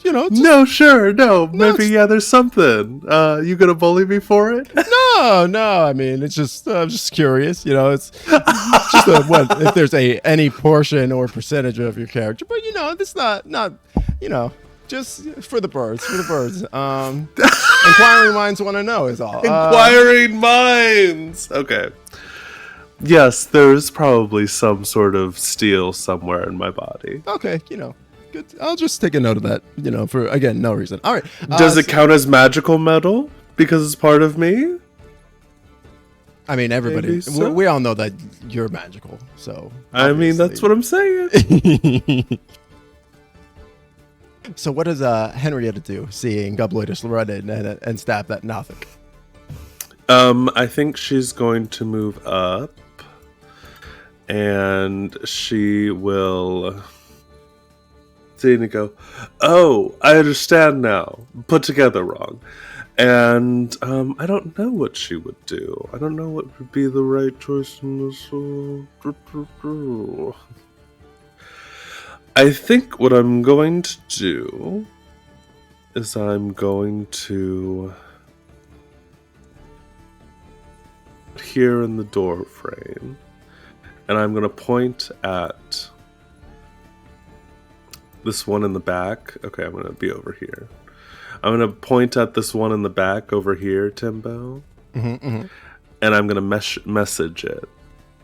And because we're looking at each other, their super fucked up friend right in front of them. Hopefully, maybe mess up their mental their hive mind for a second. And I want to go like, "Do you work for the Xanathar?" As you get a response from the Nothic, it is nothing but pure maddening laughter, the kind that you've heard from Halaster. Oh, that pisses me off. So that was my action to do a message. Is there anything I want to do bonus actions? I think that's probably going to be it because I didn't do any attack stuff. Yeah. Sure, I'll spend a key point to do a patient. No, patient defense is a bonus action, right? Yes. I will bonus action patient defense. So dodge action.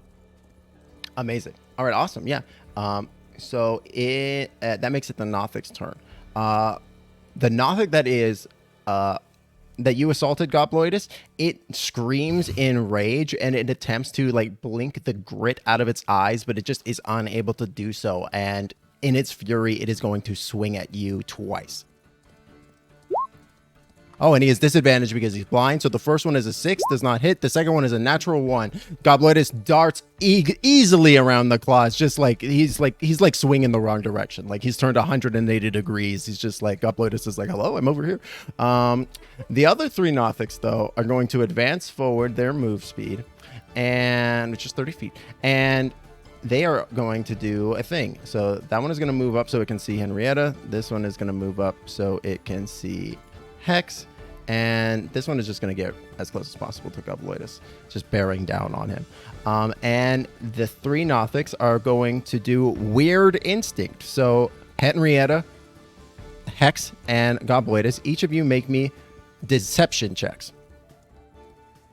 Oh no, not deception. Wow. Okay. Not a great skill for me.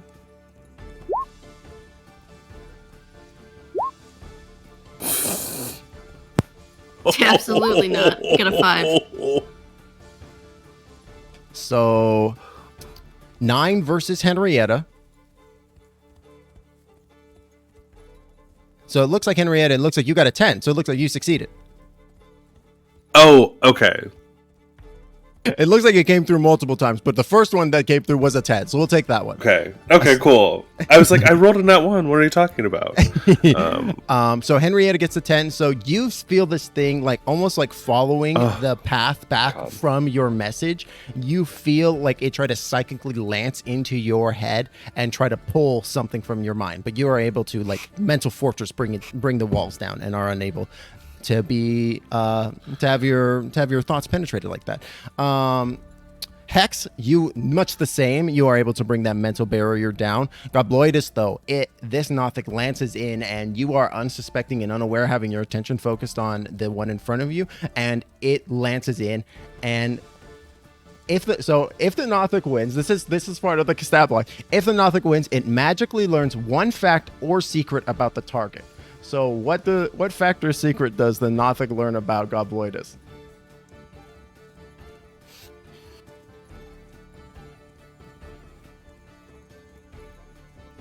A secret? Once I asked Wrinkle to marry me.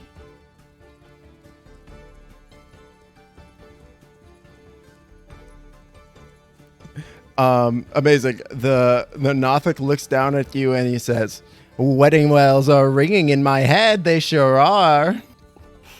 And that is gonna be. Ooh! That's gonna be their turn. Hex.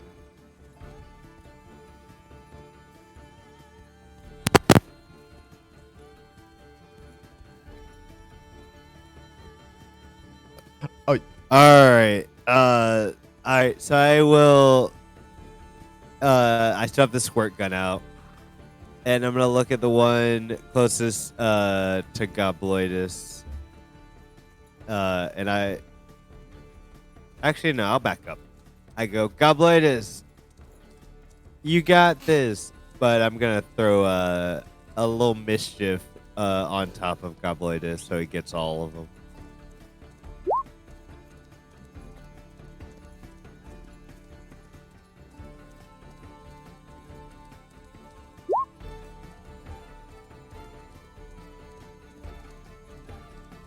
so they need to each make, Wisdom save.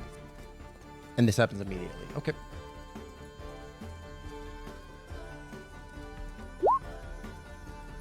Spell save 16. They all fail. Oh, heck yeah. Okay. Then, oh, Gobloidus, you also have to make wisdom save. Oh yeah, Gobloidus, make that wisdom. Otherwise, you're going to be charmed by your good friend Hex. Gobloidus makes it. 16.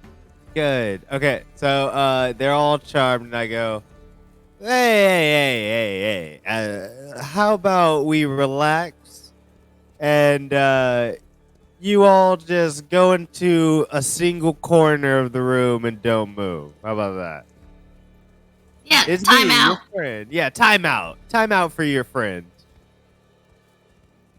They all point, like even the blinded one. They all, the blinded one manages to get the grit out of the eyes and ends the blinded condition on himself. They all point at you, Hex, and they go, "You are one of us," and they all say simultaneously. But the rest, they must have their secrets taken. Oh, okay. All right. Understandable. All right, basically anything more. Pardon? Hex? I'm gonna move. I'll move over into this corner. Perfect.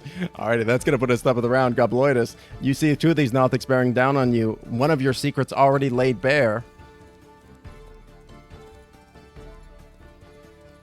I'm gonna go ahead and take the rapier to the one to the north of me. Hell yeah, go ahead and roll the hit.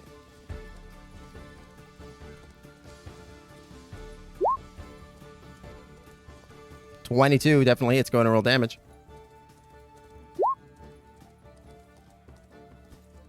I'm not sure if you get sneak. I'm not sure about the verbiage on...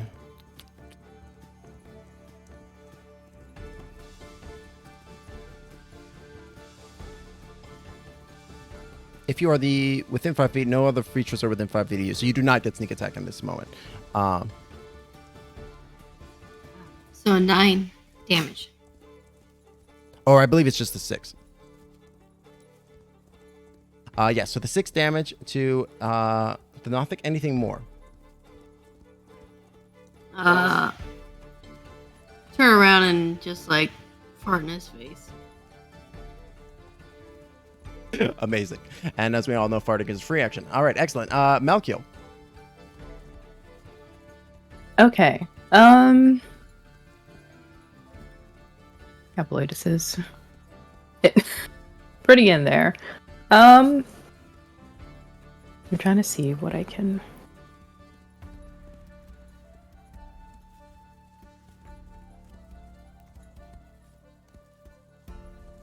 Let's go for a fan favorite. Let's go for Moonbeam. And Awesome. I'm going to cast that at...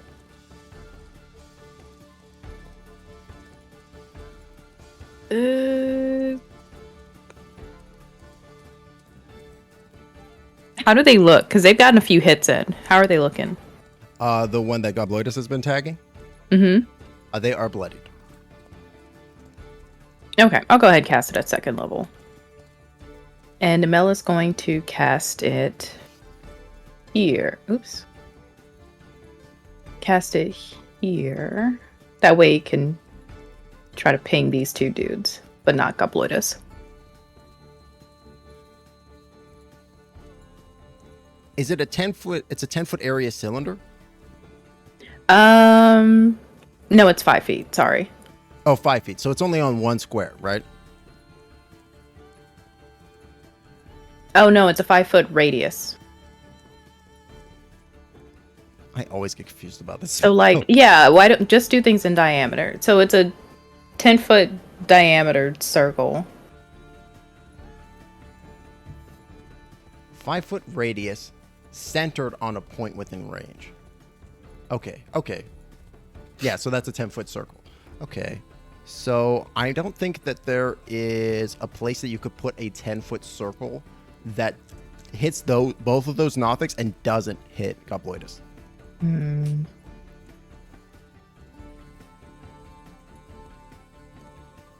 I'm trying to make a circle right now.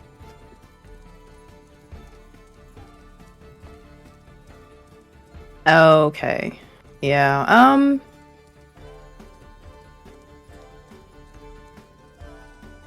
Mel will just... He'll put it on the one Gobloidus has been attacking. That's the one up north, right? Yes. Okay. Fuck you specifically. And that is a 14 con save.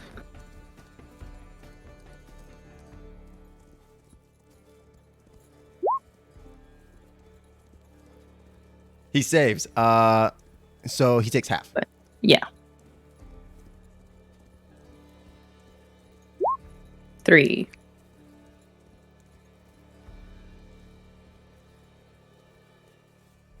Yeah, despite its sickly and twisted form, seemingly rebuilt or reformed by magic, it's stronger than you had anticipated, and the moonbeam doesn't cut into it as deeply as you had wanted. Not because of resistance or anything, just due to flavor. Anything more? He's also keeping an eye out to the south. That's why he's still kind of harbor in the hall. Does he hear any movement or see anything? Going to make me a perception check. Okay.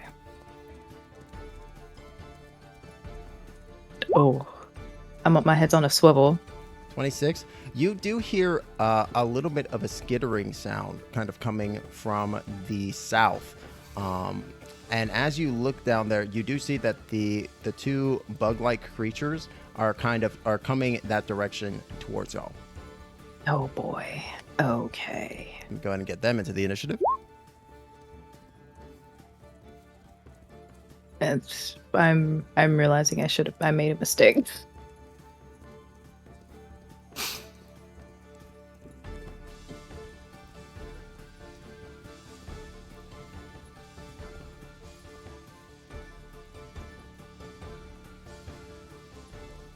He is going to warn Henrietta, just like, okay, so we saw these creatures that were eating armor, and I do not want them to try and get their mandibles on you. Pardon? So. Yeah, they're coming from the south. I'm so sorry. We probably should have fought these first, but we didn't want to bother with it. Now we're having to bother with it right now.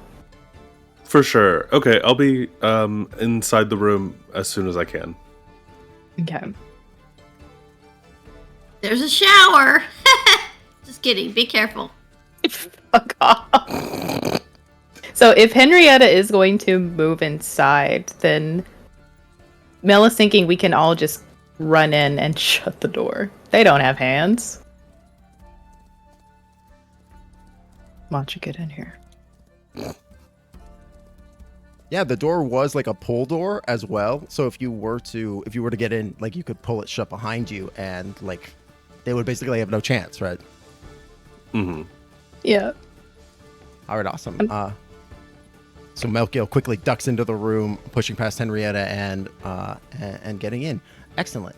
Is that it? Yeah. Fantastic. That's going to make it your turn, Henrietta.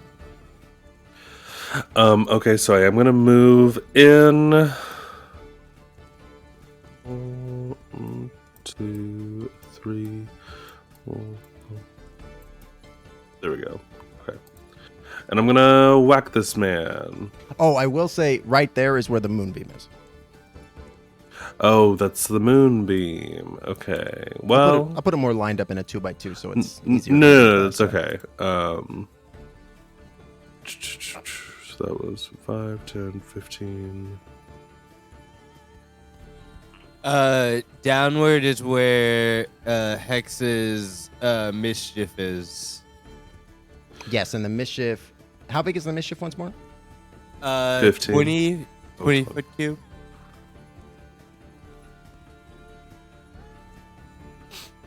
Yeah, 20 foot.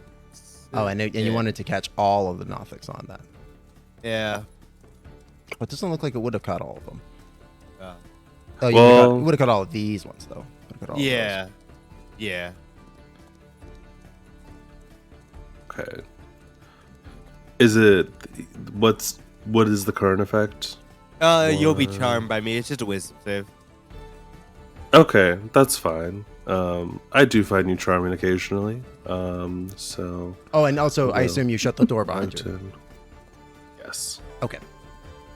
Yeah, the door grinds shut as you close that. That's your object interaction. Okay. So instead, I want to get further in, so I'm gonna kind of circle around this dude. So that takes 30 movement to go from here to there, but or 35, I think. I'm fine being charmed by you, so I can just skip that roll. And now I will attack this man. All right, beautiful. Yeah, go ahead and roll the hit. Cool.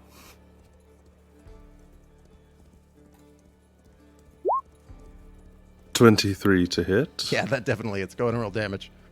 My nice new whip, I go do 8 damage to it. Hell yeah. And then I'm gonna bop this guy and do a flurry of blows. Hell yeah. Is the whip has like fire damage on it too? Is that included as well? I can't remember. It was a +1. Oh wait, what's the fire damage on it? I thought it was just the +1. I was like, okay with that.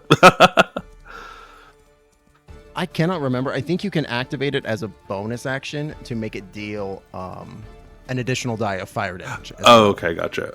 For now, I still have key points. I'll use those to do extra attacks instead of the fire damage. Sounds good.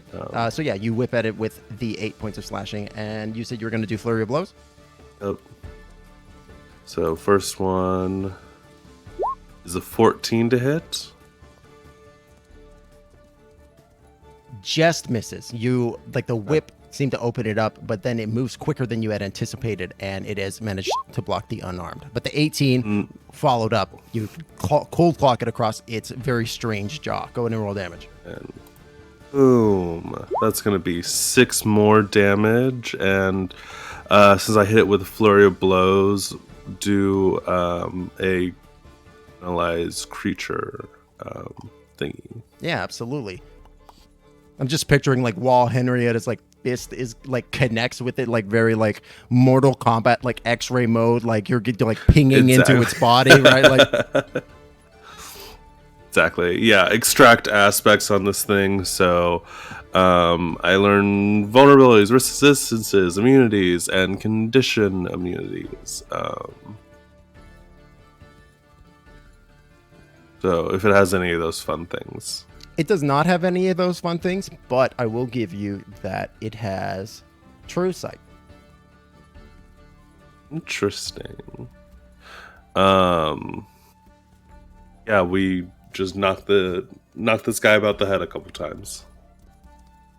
Yeah, and like when you're doing that, like while you don't get any of these like resistances or immunities or anything like that, you do like get a deep understanding of this thing's physiology, and from your understanding of biology, like you're a constructed creature, but this thing is like wrong. Like it should not function, and there's no way that it could have like naturally evolved into the state that it is. Like Yeah. it feels like a mistake. Okay. All right, and that's your turn. Mhm. All right, that is going to make it the Nothic's turn. All 4 are the Nothics are going to pick a different target, and they're going to affix their gaze onto them. Everybody go ahead and make a DC 12 Constitution saving throw. Everybody? Everybody. Are they, oh, they're not. They don't like their friend. Oh, sorry, except for Hex. Yeah. Instead, who's dealt the most damage? Gobloidus. Gobloidus, you make 2 Constitution saving throws Oh. as they both double down on you. Oh,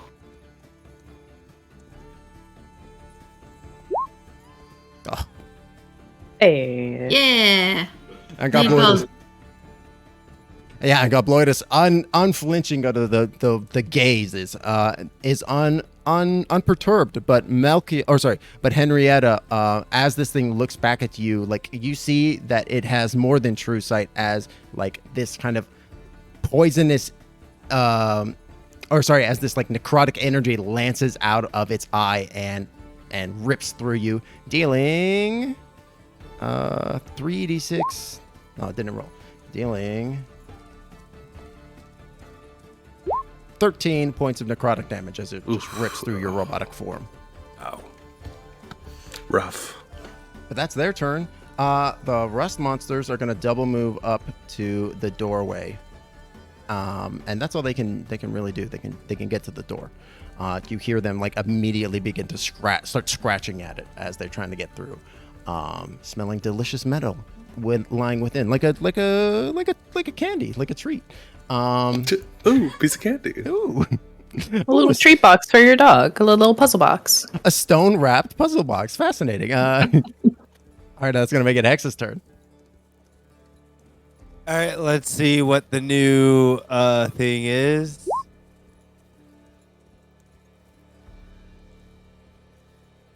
Okay. Drops of molasses hover in the air, and now it is difficult terrain. Man, this spell is very Candia. I love it. It's so good. Yeah. I will take out my crossbow, and I go, I didn't want to do this. I was one of you, and I'm gonna shoot one of them. The one in the moonbeam. Yeah. All right, perfect. And 18 hits. Going to roll damage.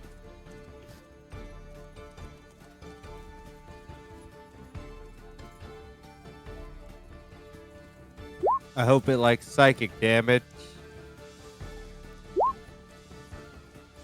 It does not. So, and the psychic damage is the bard feature, right? Yep. Perfect. Yeah. So it takes the 16. It looks like it was absolutely gutted by this. It is barely clinging to its twisted, malformed life. Also, this thing has true sight, so it's seeing Hex in his truest form right now. Yeah. What do you think it referred to as a friend? Oh yeah, that makes sense. Anything more? No, that's all for Hex.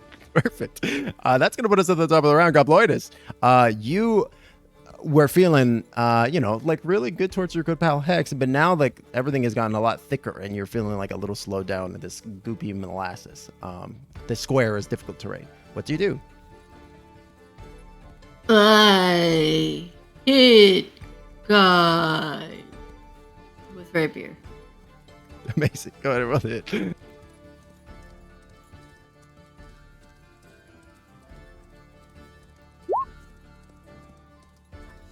A 9 unfortunately misses as you go to stab in. Like the goop is just like normally you're all about the goop, but the molasses is just slowing you down so much that you just can't get that good torsion in, and you miss. Anything else? So slow. All right, amazing. That's gonna make it Melkiel's turn. Mel is going to remind me. I can shift my moonbeam as a bonus action. No, on each of your turns, Or- after you cast the spell, you can use an action to move the beam 60 feet. Oh, I can use an action. Okay. I'm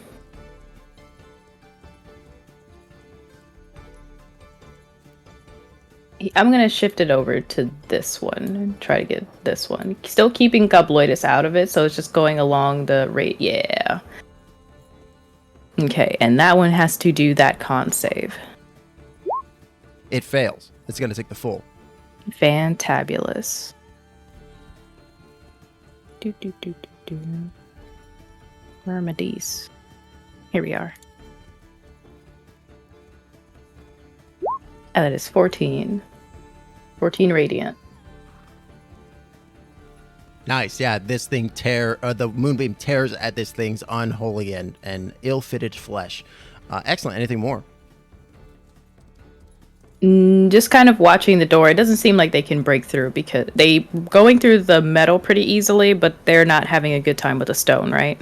Yeah, it doesn't look like it looks like you do definitely see the door like rumbling underneath their assault, but they haven't like gotten at the door just yet. Like you don't see any like cracks or anything in it. Okay, then yeah, that's it. All right, great. Henrietta. Yes. Bad to know that those guys are on the other side of the door, but right now I'm kind of focused on this one in front of me. I'm going to...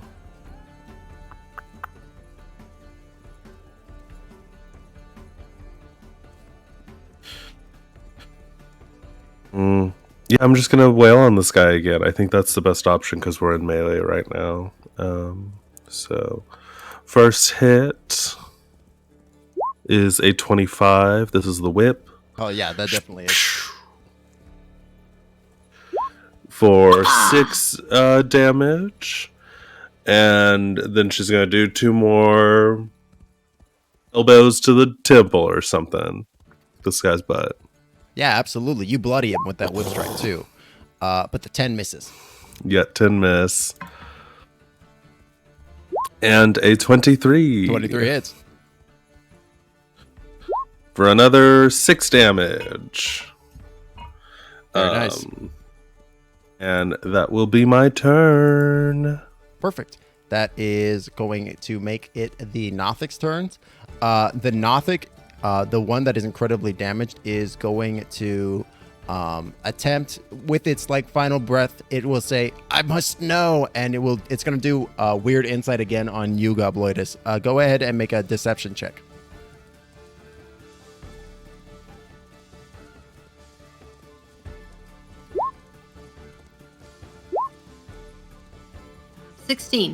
It rolled a 9. So even like in this moment, like it attempts to like dive in once more and steal that a memory secret from you in that same way that it had done so before, but you managed to lock down and hold on to your memories, and it just wails and it goes, "No, my last wish." The other Nothics are just enraged at this point, and I think they're just gonna move up and start to just melee. So the two are gonna two next to Henrietta are gonna make 2 claw attacks each.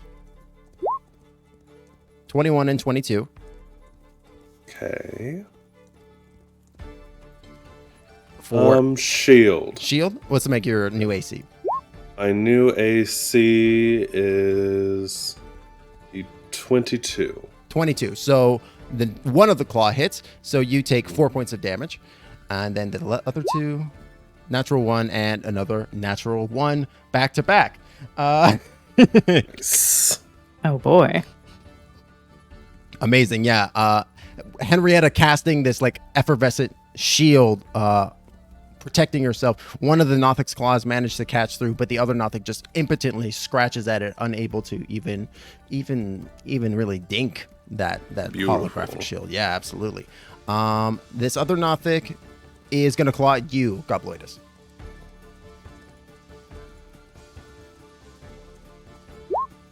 But an 11 and a 9 are also going to miss.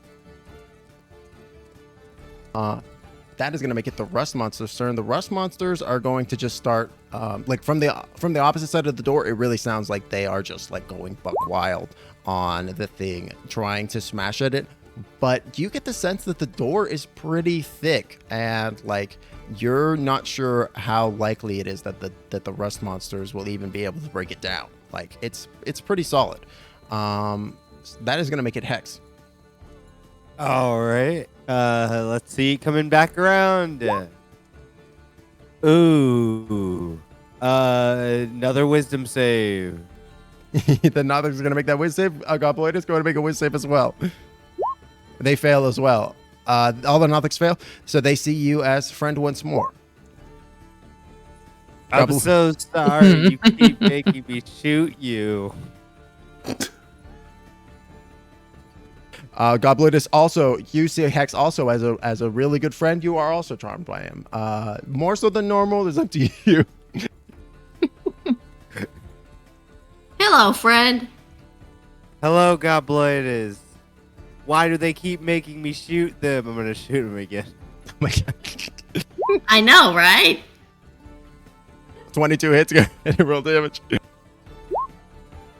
Oof. On the super damage one, I'm guessing? Yeah. Yeah, he literally had 1 hit point left. He's just as the bolt is about to hit him, he goes, "You're a bad friend," and he hits him and falls over dead. Oh gosh. Oh. Well, I move over here. Well, sure, no, I have struck. Amazing. All right, Gobloidus. Okay. Gobloidus is going to strike out at the guy right next to him on the right with his rapier. Yeah, absolutely. Go ahead and roll the hit. Oh, I'm sorry. The Nothic also would have taken damage from the Moonbeam as well. So he's going to make that con save just real quick. And go ahead and roll that damage there, Melkiel. He's going to save, so he's going to take half. Gotcha. Oh, and a 24 is definitely going to hit too. Go ahead and roll that damage, Gobloidus. 17. So he's going to take 8 points of damage from that. And then Gobloidus deals... Wow, Gobloidus deals a shit ton of damage. Gobloidus deals 16 on top of that 8. So 24. Oh, do they seem resistant to radiant? No, they do not. A combination of the Moonbeam and Gobloidus's blows just rip through this Nothic. He is still up, but he looks really badly damaged at this point. Well past bloodied. Anything more for you, Gobloidus?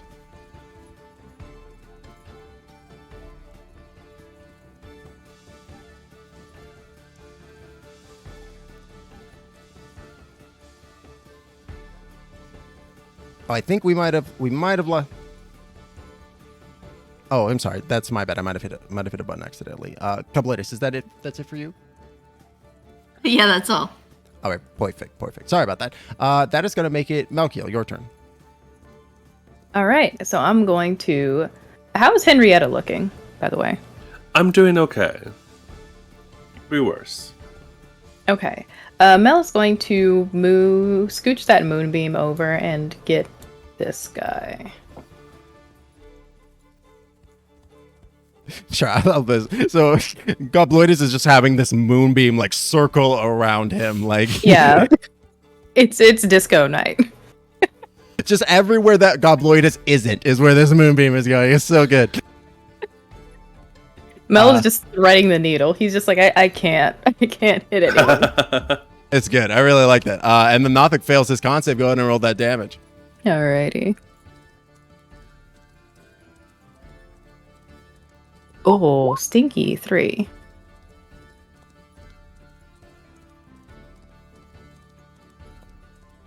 The Nothic like sees the moonbeam coming towards him, and after seeing it like tear through both of his friends, it like braces like a car accident, and then it buzzes over him, and he looks like a little hurt, but also now he's got like a cool haircut, and he's like, oh, that wasn't that bad. Shut up. Just shut up. I'm concentrating. But no, that's it. Amazing. All right, that is going to make it Henrietta's turn.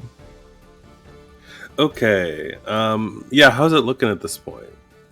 Oh, it looks hurt, definitely. Not as bad Okay, as the one next to Gobloidus, but it definitely is past bloodied. The one to your right, however, Henrietta, is uninjured currently. Okay. Here's what I'm gonna do. I'm going to.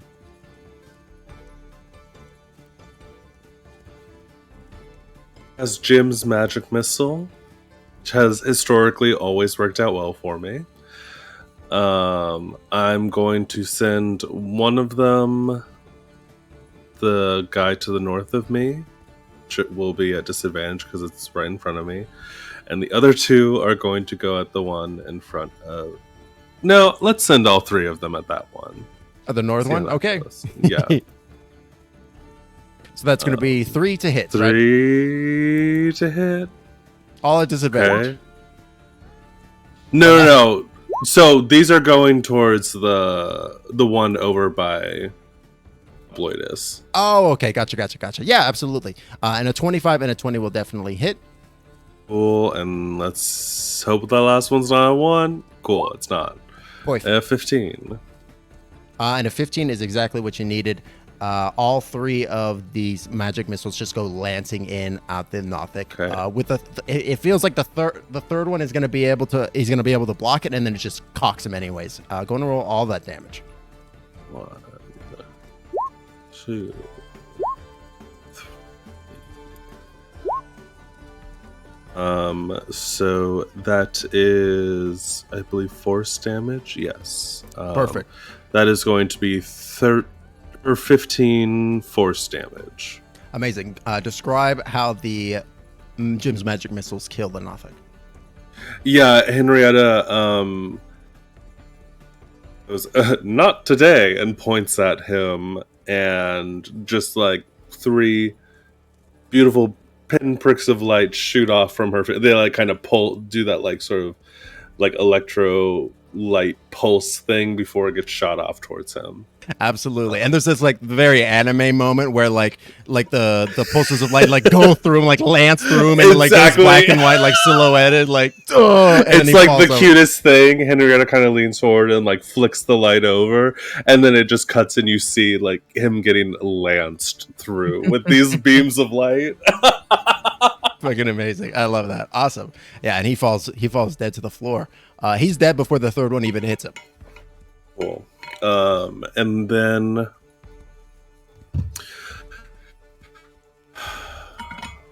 I'm gonna do another patient defense, so then that key point and take the dodge action. Hell yeah. Excellent. Alrighty, that is gonna make it the Nothic's turns. The 2 Nothics that remain, one of them is gonna have to make an immediate con save because of the moonbeam. So sad. Tragic. He got a 22, but he's still gonna take half. Yeah. 11. So he takes that 5 points of damage.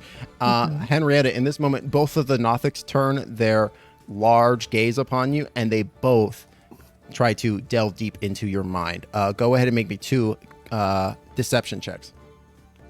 Deception. Ooh. First one was good. Ooh, second one was pretty good too. I think those are both passes. Right? Yes, because makes it beats it. So yeah, exactly what you needed. Like they rolled a deception, try to get it. So yeah, you are just like your patient defense becomes a mental patient defense, and like this is kind of a new kind of terrain that you've never really had to fight before. But like you find that the tenets of your training come in handy in this moment, and you're able to avoid these attempts to gain information that would not normally be accessible by them. Excellent. That's their turn. Henrietta leans forward and goes, "My mind's a steel trap. That's why those fucking monsters outside want me." Fucking amazing. Oh my god, so good. All right, awesome. And that is going to make it Hex's turn. All right. All right. Well, let's see what happens again. Oh, yes. I am also going to move it downward. So it is going to hit Henrietta, but it is also going to hit this other one. Gotcha. Are you going to move it far enough that Gobloidus is out of it? Yeah, because the other thing is dead, right?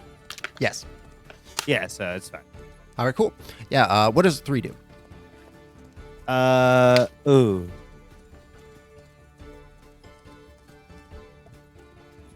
I lost where it was. Oh, I got it. 3. Each creature in the cube must succeed on a whiz saving throw or begin giggling until the start of your next turn. A giggling creature is incapacitated and uses all its movement to move in a random direction. So Henrietta, go and make a whiz save. Hell yeah. And the Nothics will as well. They fail. So they are both incapacitated as they just both start laughing manically.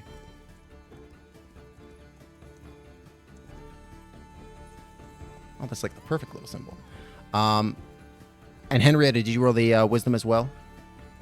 No, sorry. Oh no, you're all good. Nat 20, baby. Amazing. Yeah, I think Henrietta does not get the joke in this moment. All right, so yeah, the Nothics begin laughing. What do you? But it's still your turn. What do you do? Do they run in different random direction? I believe they will on their turn. Oh, okay, perfect. I shoot them. Absolutely, go to roll to hit. 16 will hit. Are you targeting the north or the right one? Right one. You got to go ahead and roll that damage for 18. 18. Points. Wow.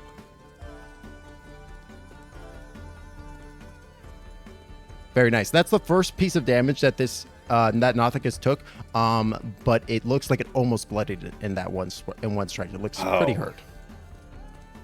Hell yeah. All right, that's it for me. Alrighty. Gobloidus, top of the round. You are no longer in that field that's kind of moved out of you, and you see the Nothics caught up just start giggling. What do you do? Ooh, I want to know the joke. Hey guys, I'm gonna move into the field and start striking with the one on my left, first target. Sure. So you would see that the circle that you've stepped inside of is that is the moonbeam that's coming down, but you can easily dart around that if you would like. You can also step to the left as well and avoid the laughing field too, or you can step in. Totally up to you. Okay, he's gonna skirt around to avoid the moonbeam. Okay, gotcha. Yeah, go ahead and roll to hit.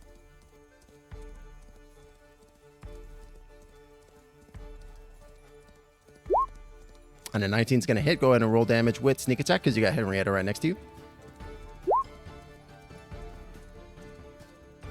Gobloidus, how do you kill this Nothic as it's laughing? Ooh, I poke my rapier right into its belly and say hee hee hee hee. As it dies, it says, "See, you get comedy," and it falls over dead. That it for you, Gobloidus? Rest in peace, buddy. Love ya. What a sweet send-off. All right, Melkiel.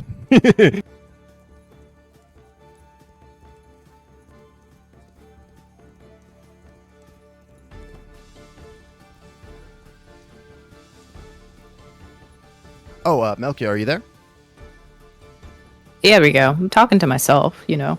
Yeah, I'm just gonna shift that moonbeam over and roast this last guy. Hell yeah. He makes that con save. He fails once more. Go and roll that damage. Absolutely. Is 17. Wow, yeah, you shave off just huge swaths of this thing's flesh. It is still kicking, but it looks really badly damaged at this point. Anything else? Nope, that's it. Perfect. That is going to make it Henrietta's turn. Okay. So, just one left at this point? Yep. All the other Nothics have fallen dead and silent.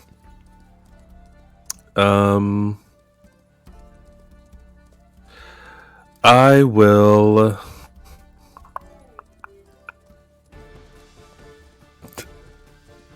I will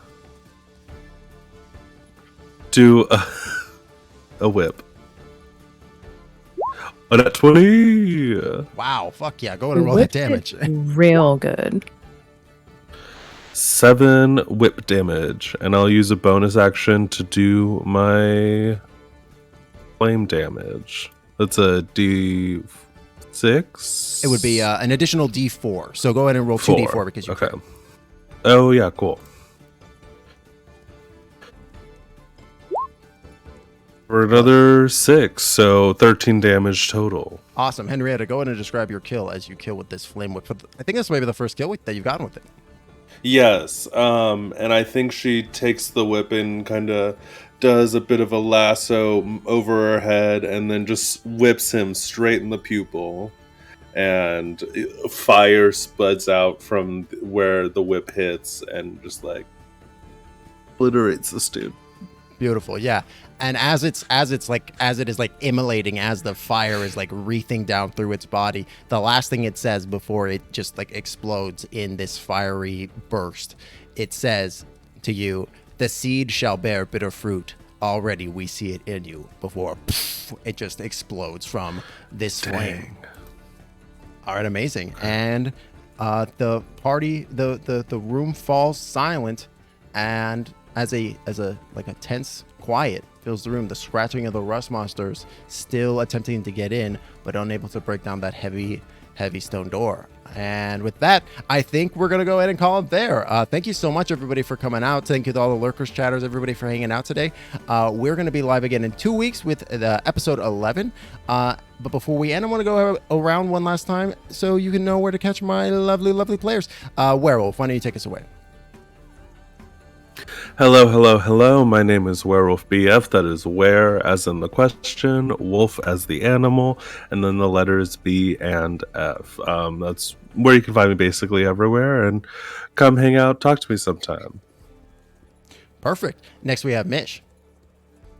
Hi, I am MishroomSoup. You can catch me here on every other Sunday. You can catch me maybe on Twitch whenever we get everything figured out. Internet is great. It's fantastic. We love it. We love lagging. And I don't want to put you guys through that, so I'd rather get that straight before I get back to streaming, because it's bad. But yeah. Amazing. I cannot wait for that. Next we have TheSesh. Hi, I'm the TheSeshCast. You can find me everywhere where you find podcasts, YouTube, TheSeshCast. The Sesh13 on Twitter. I play Hex Starchild, who was a shy teen who was bitten by a genetic mutated spider and then got spider-like powers, and now is a masked hero fighting injustice in the city of Skullport. Mm-hmm. Okay. But only after the tragic death of his uncle. Yeah. Amazing. I feel like I've heard that before. Like human arachnid. Anyways, and last but certainly not least, we've got Goldmoonster. Hi, I'm Goldmoon. I played Gobloidus, and you can find me here every 2 weeks during Mage.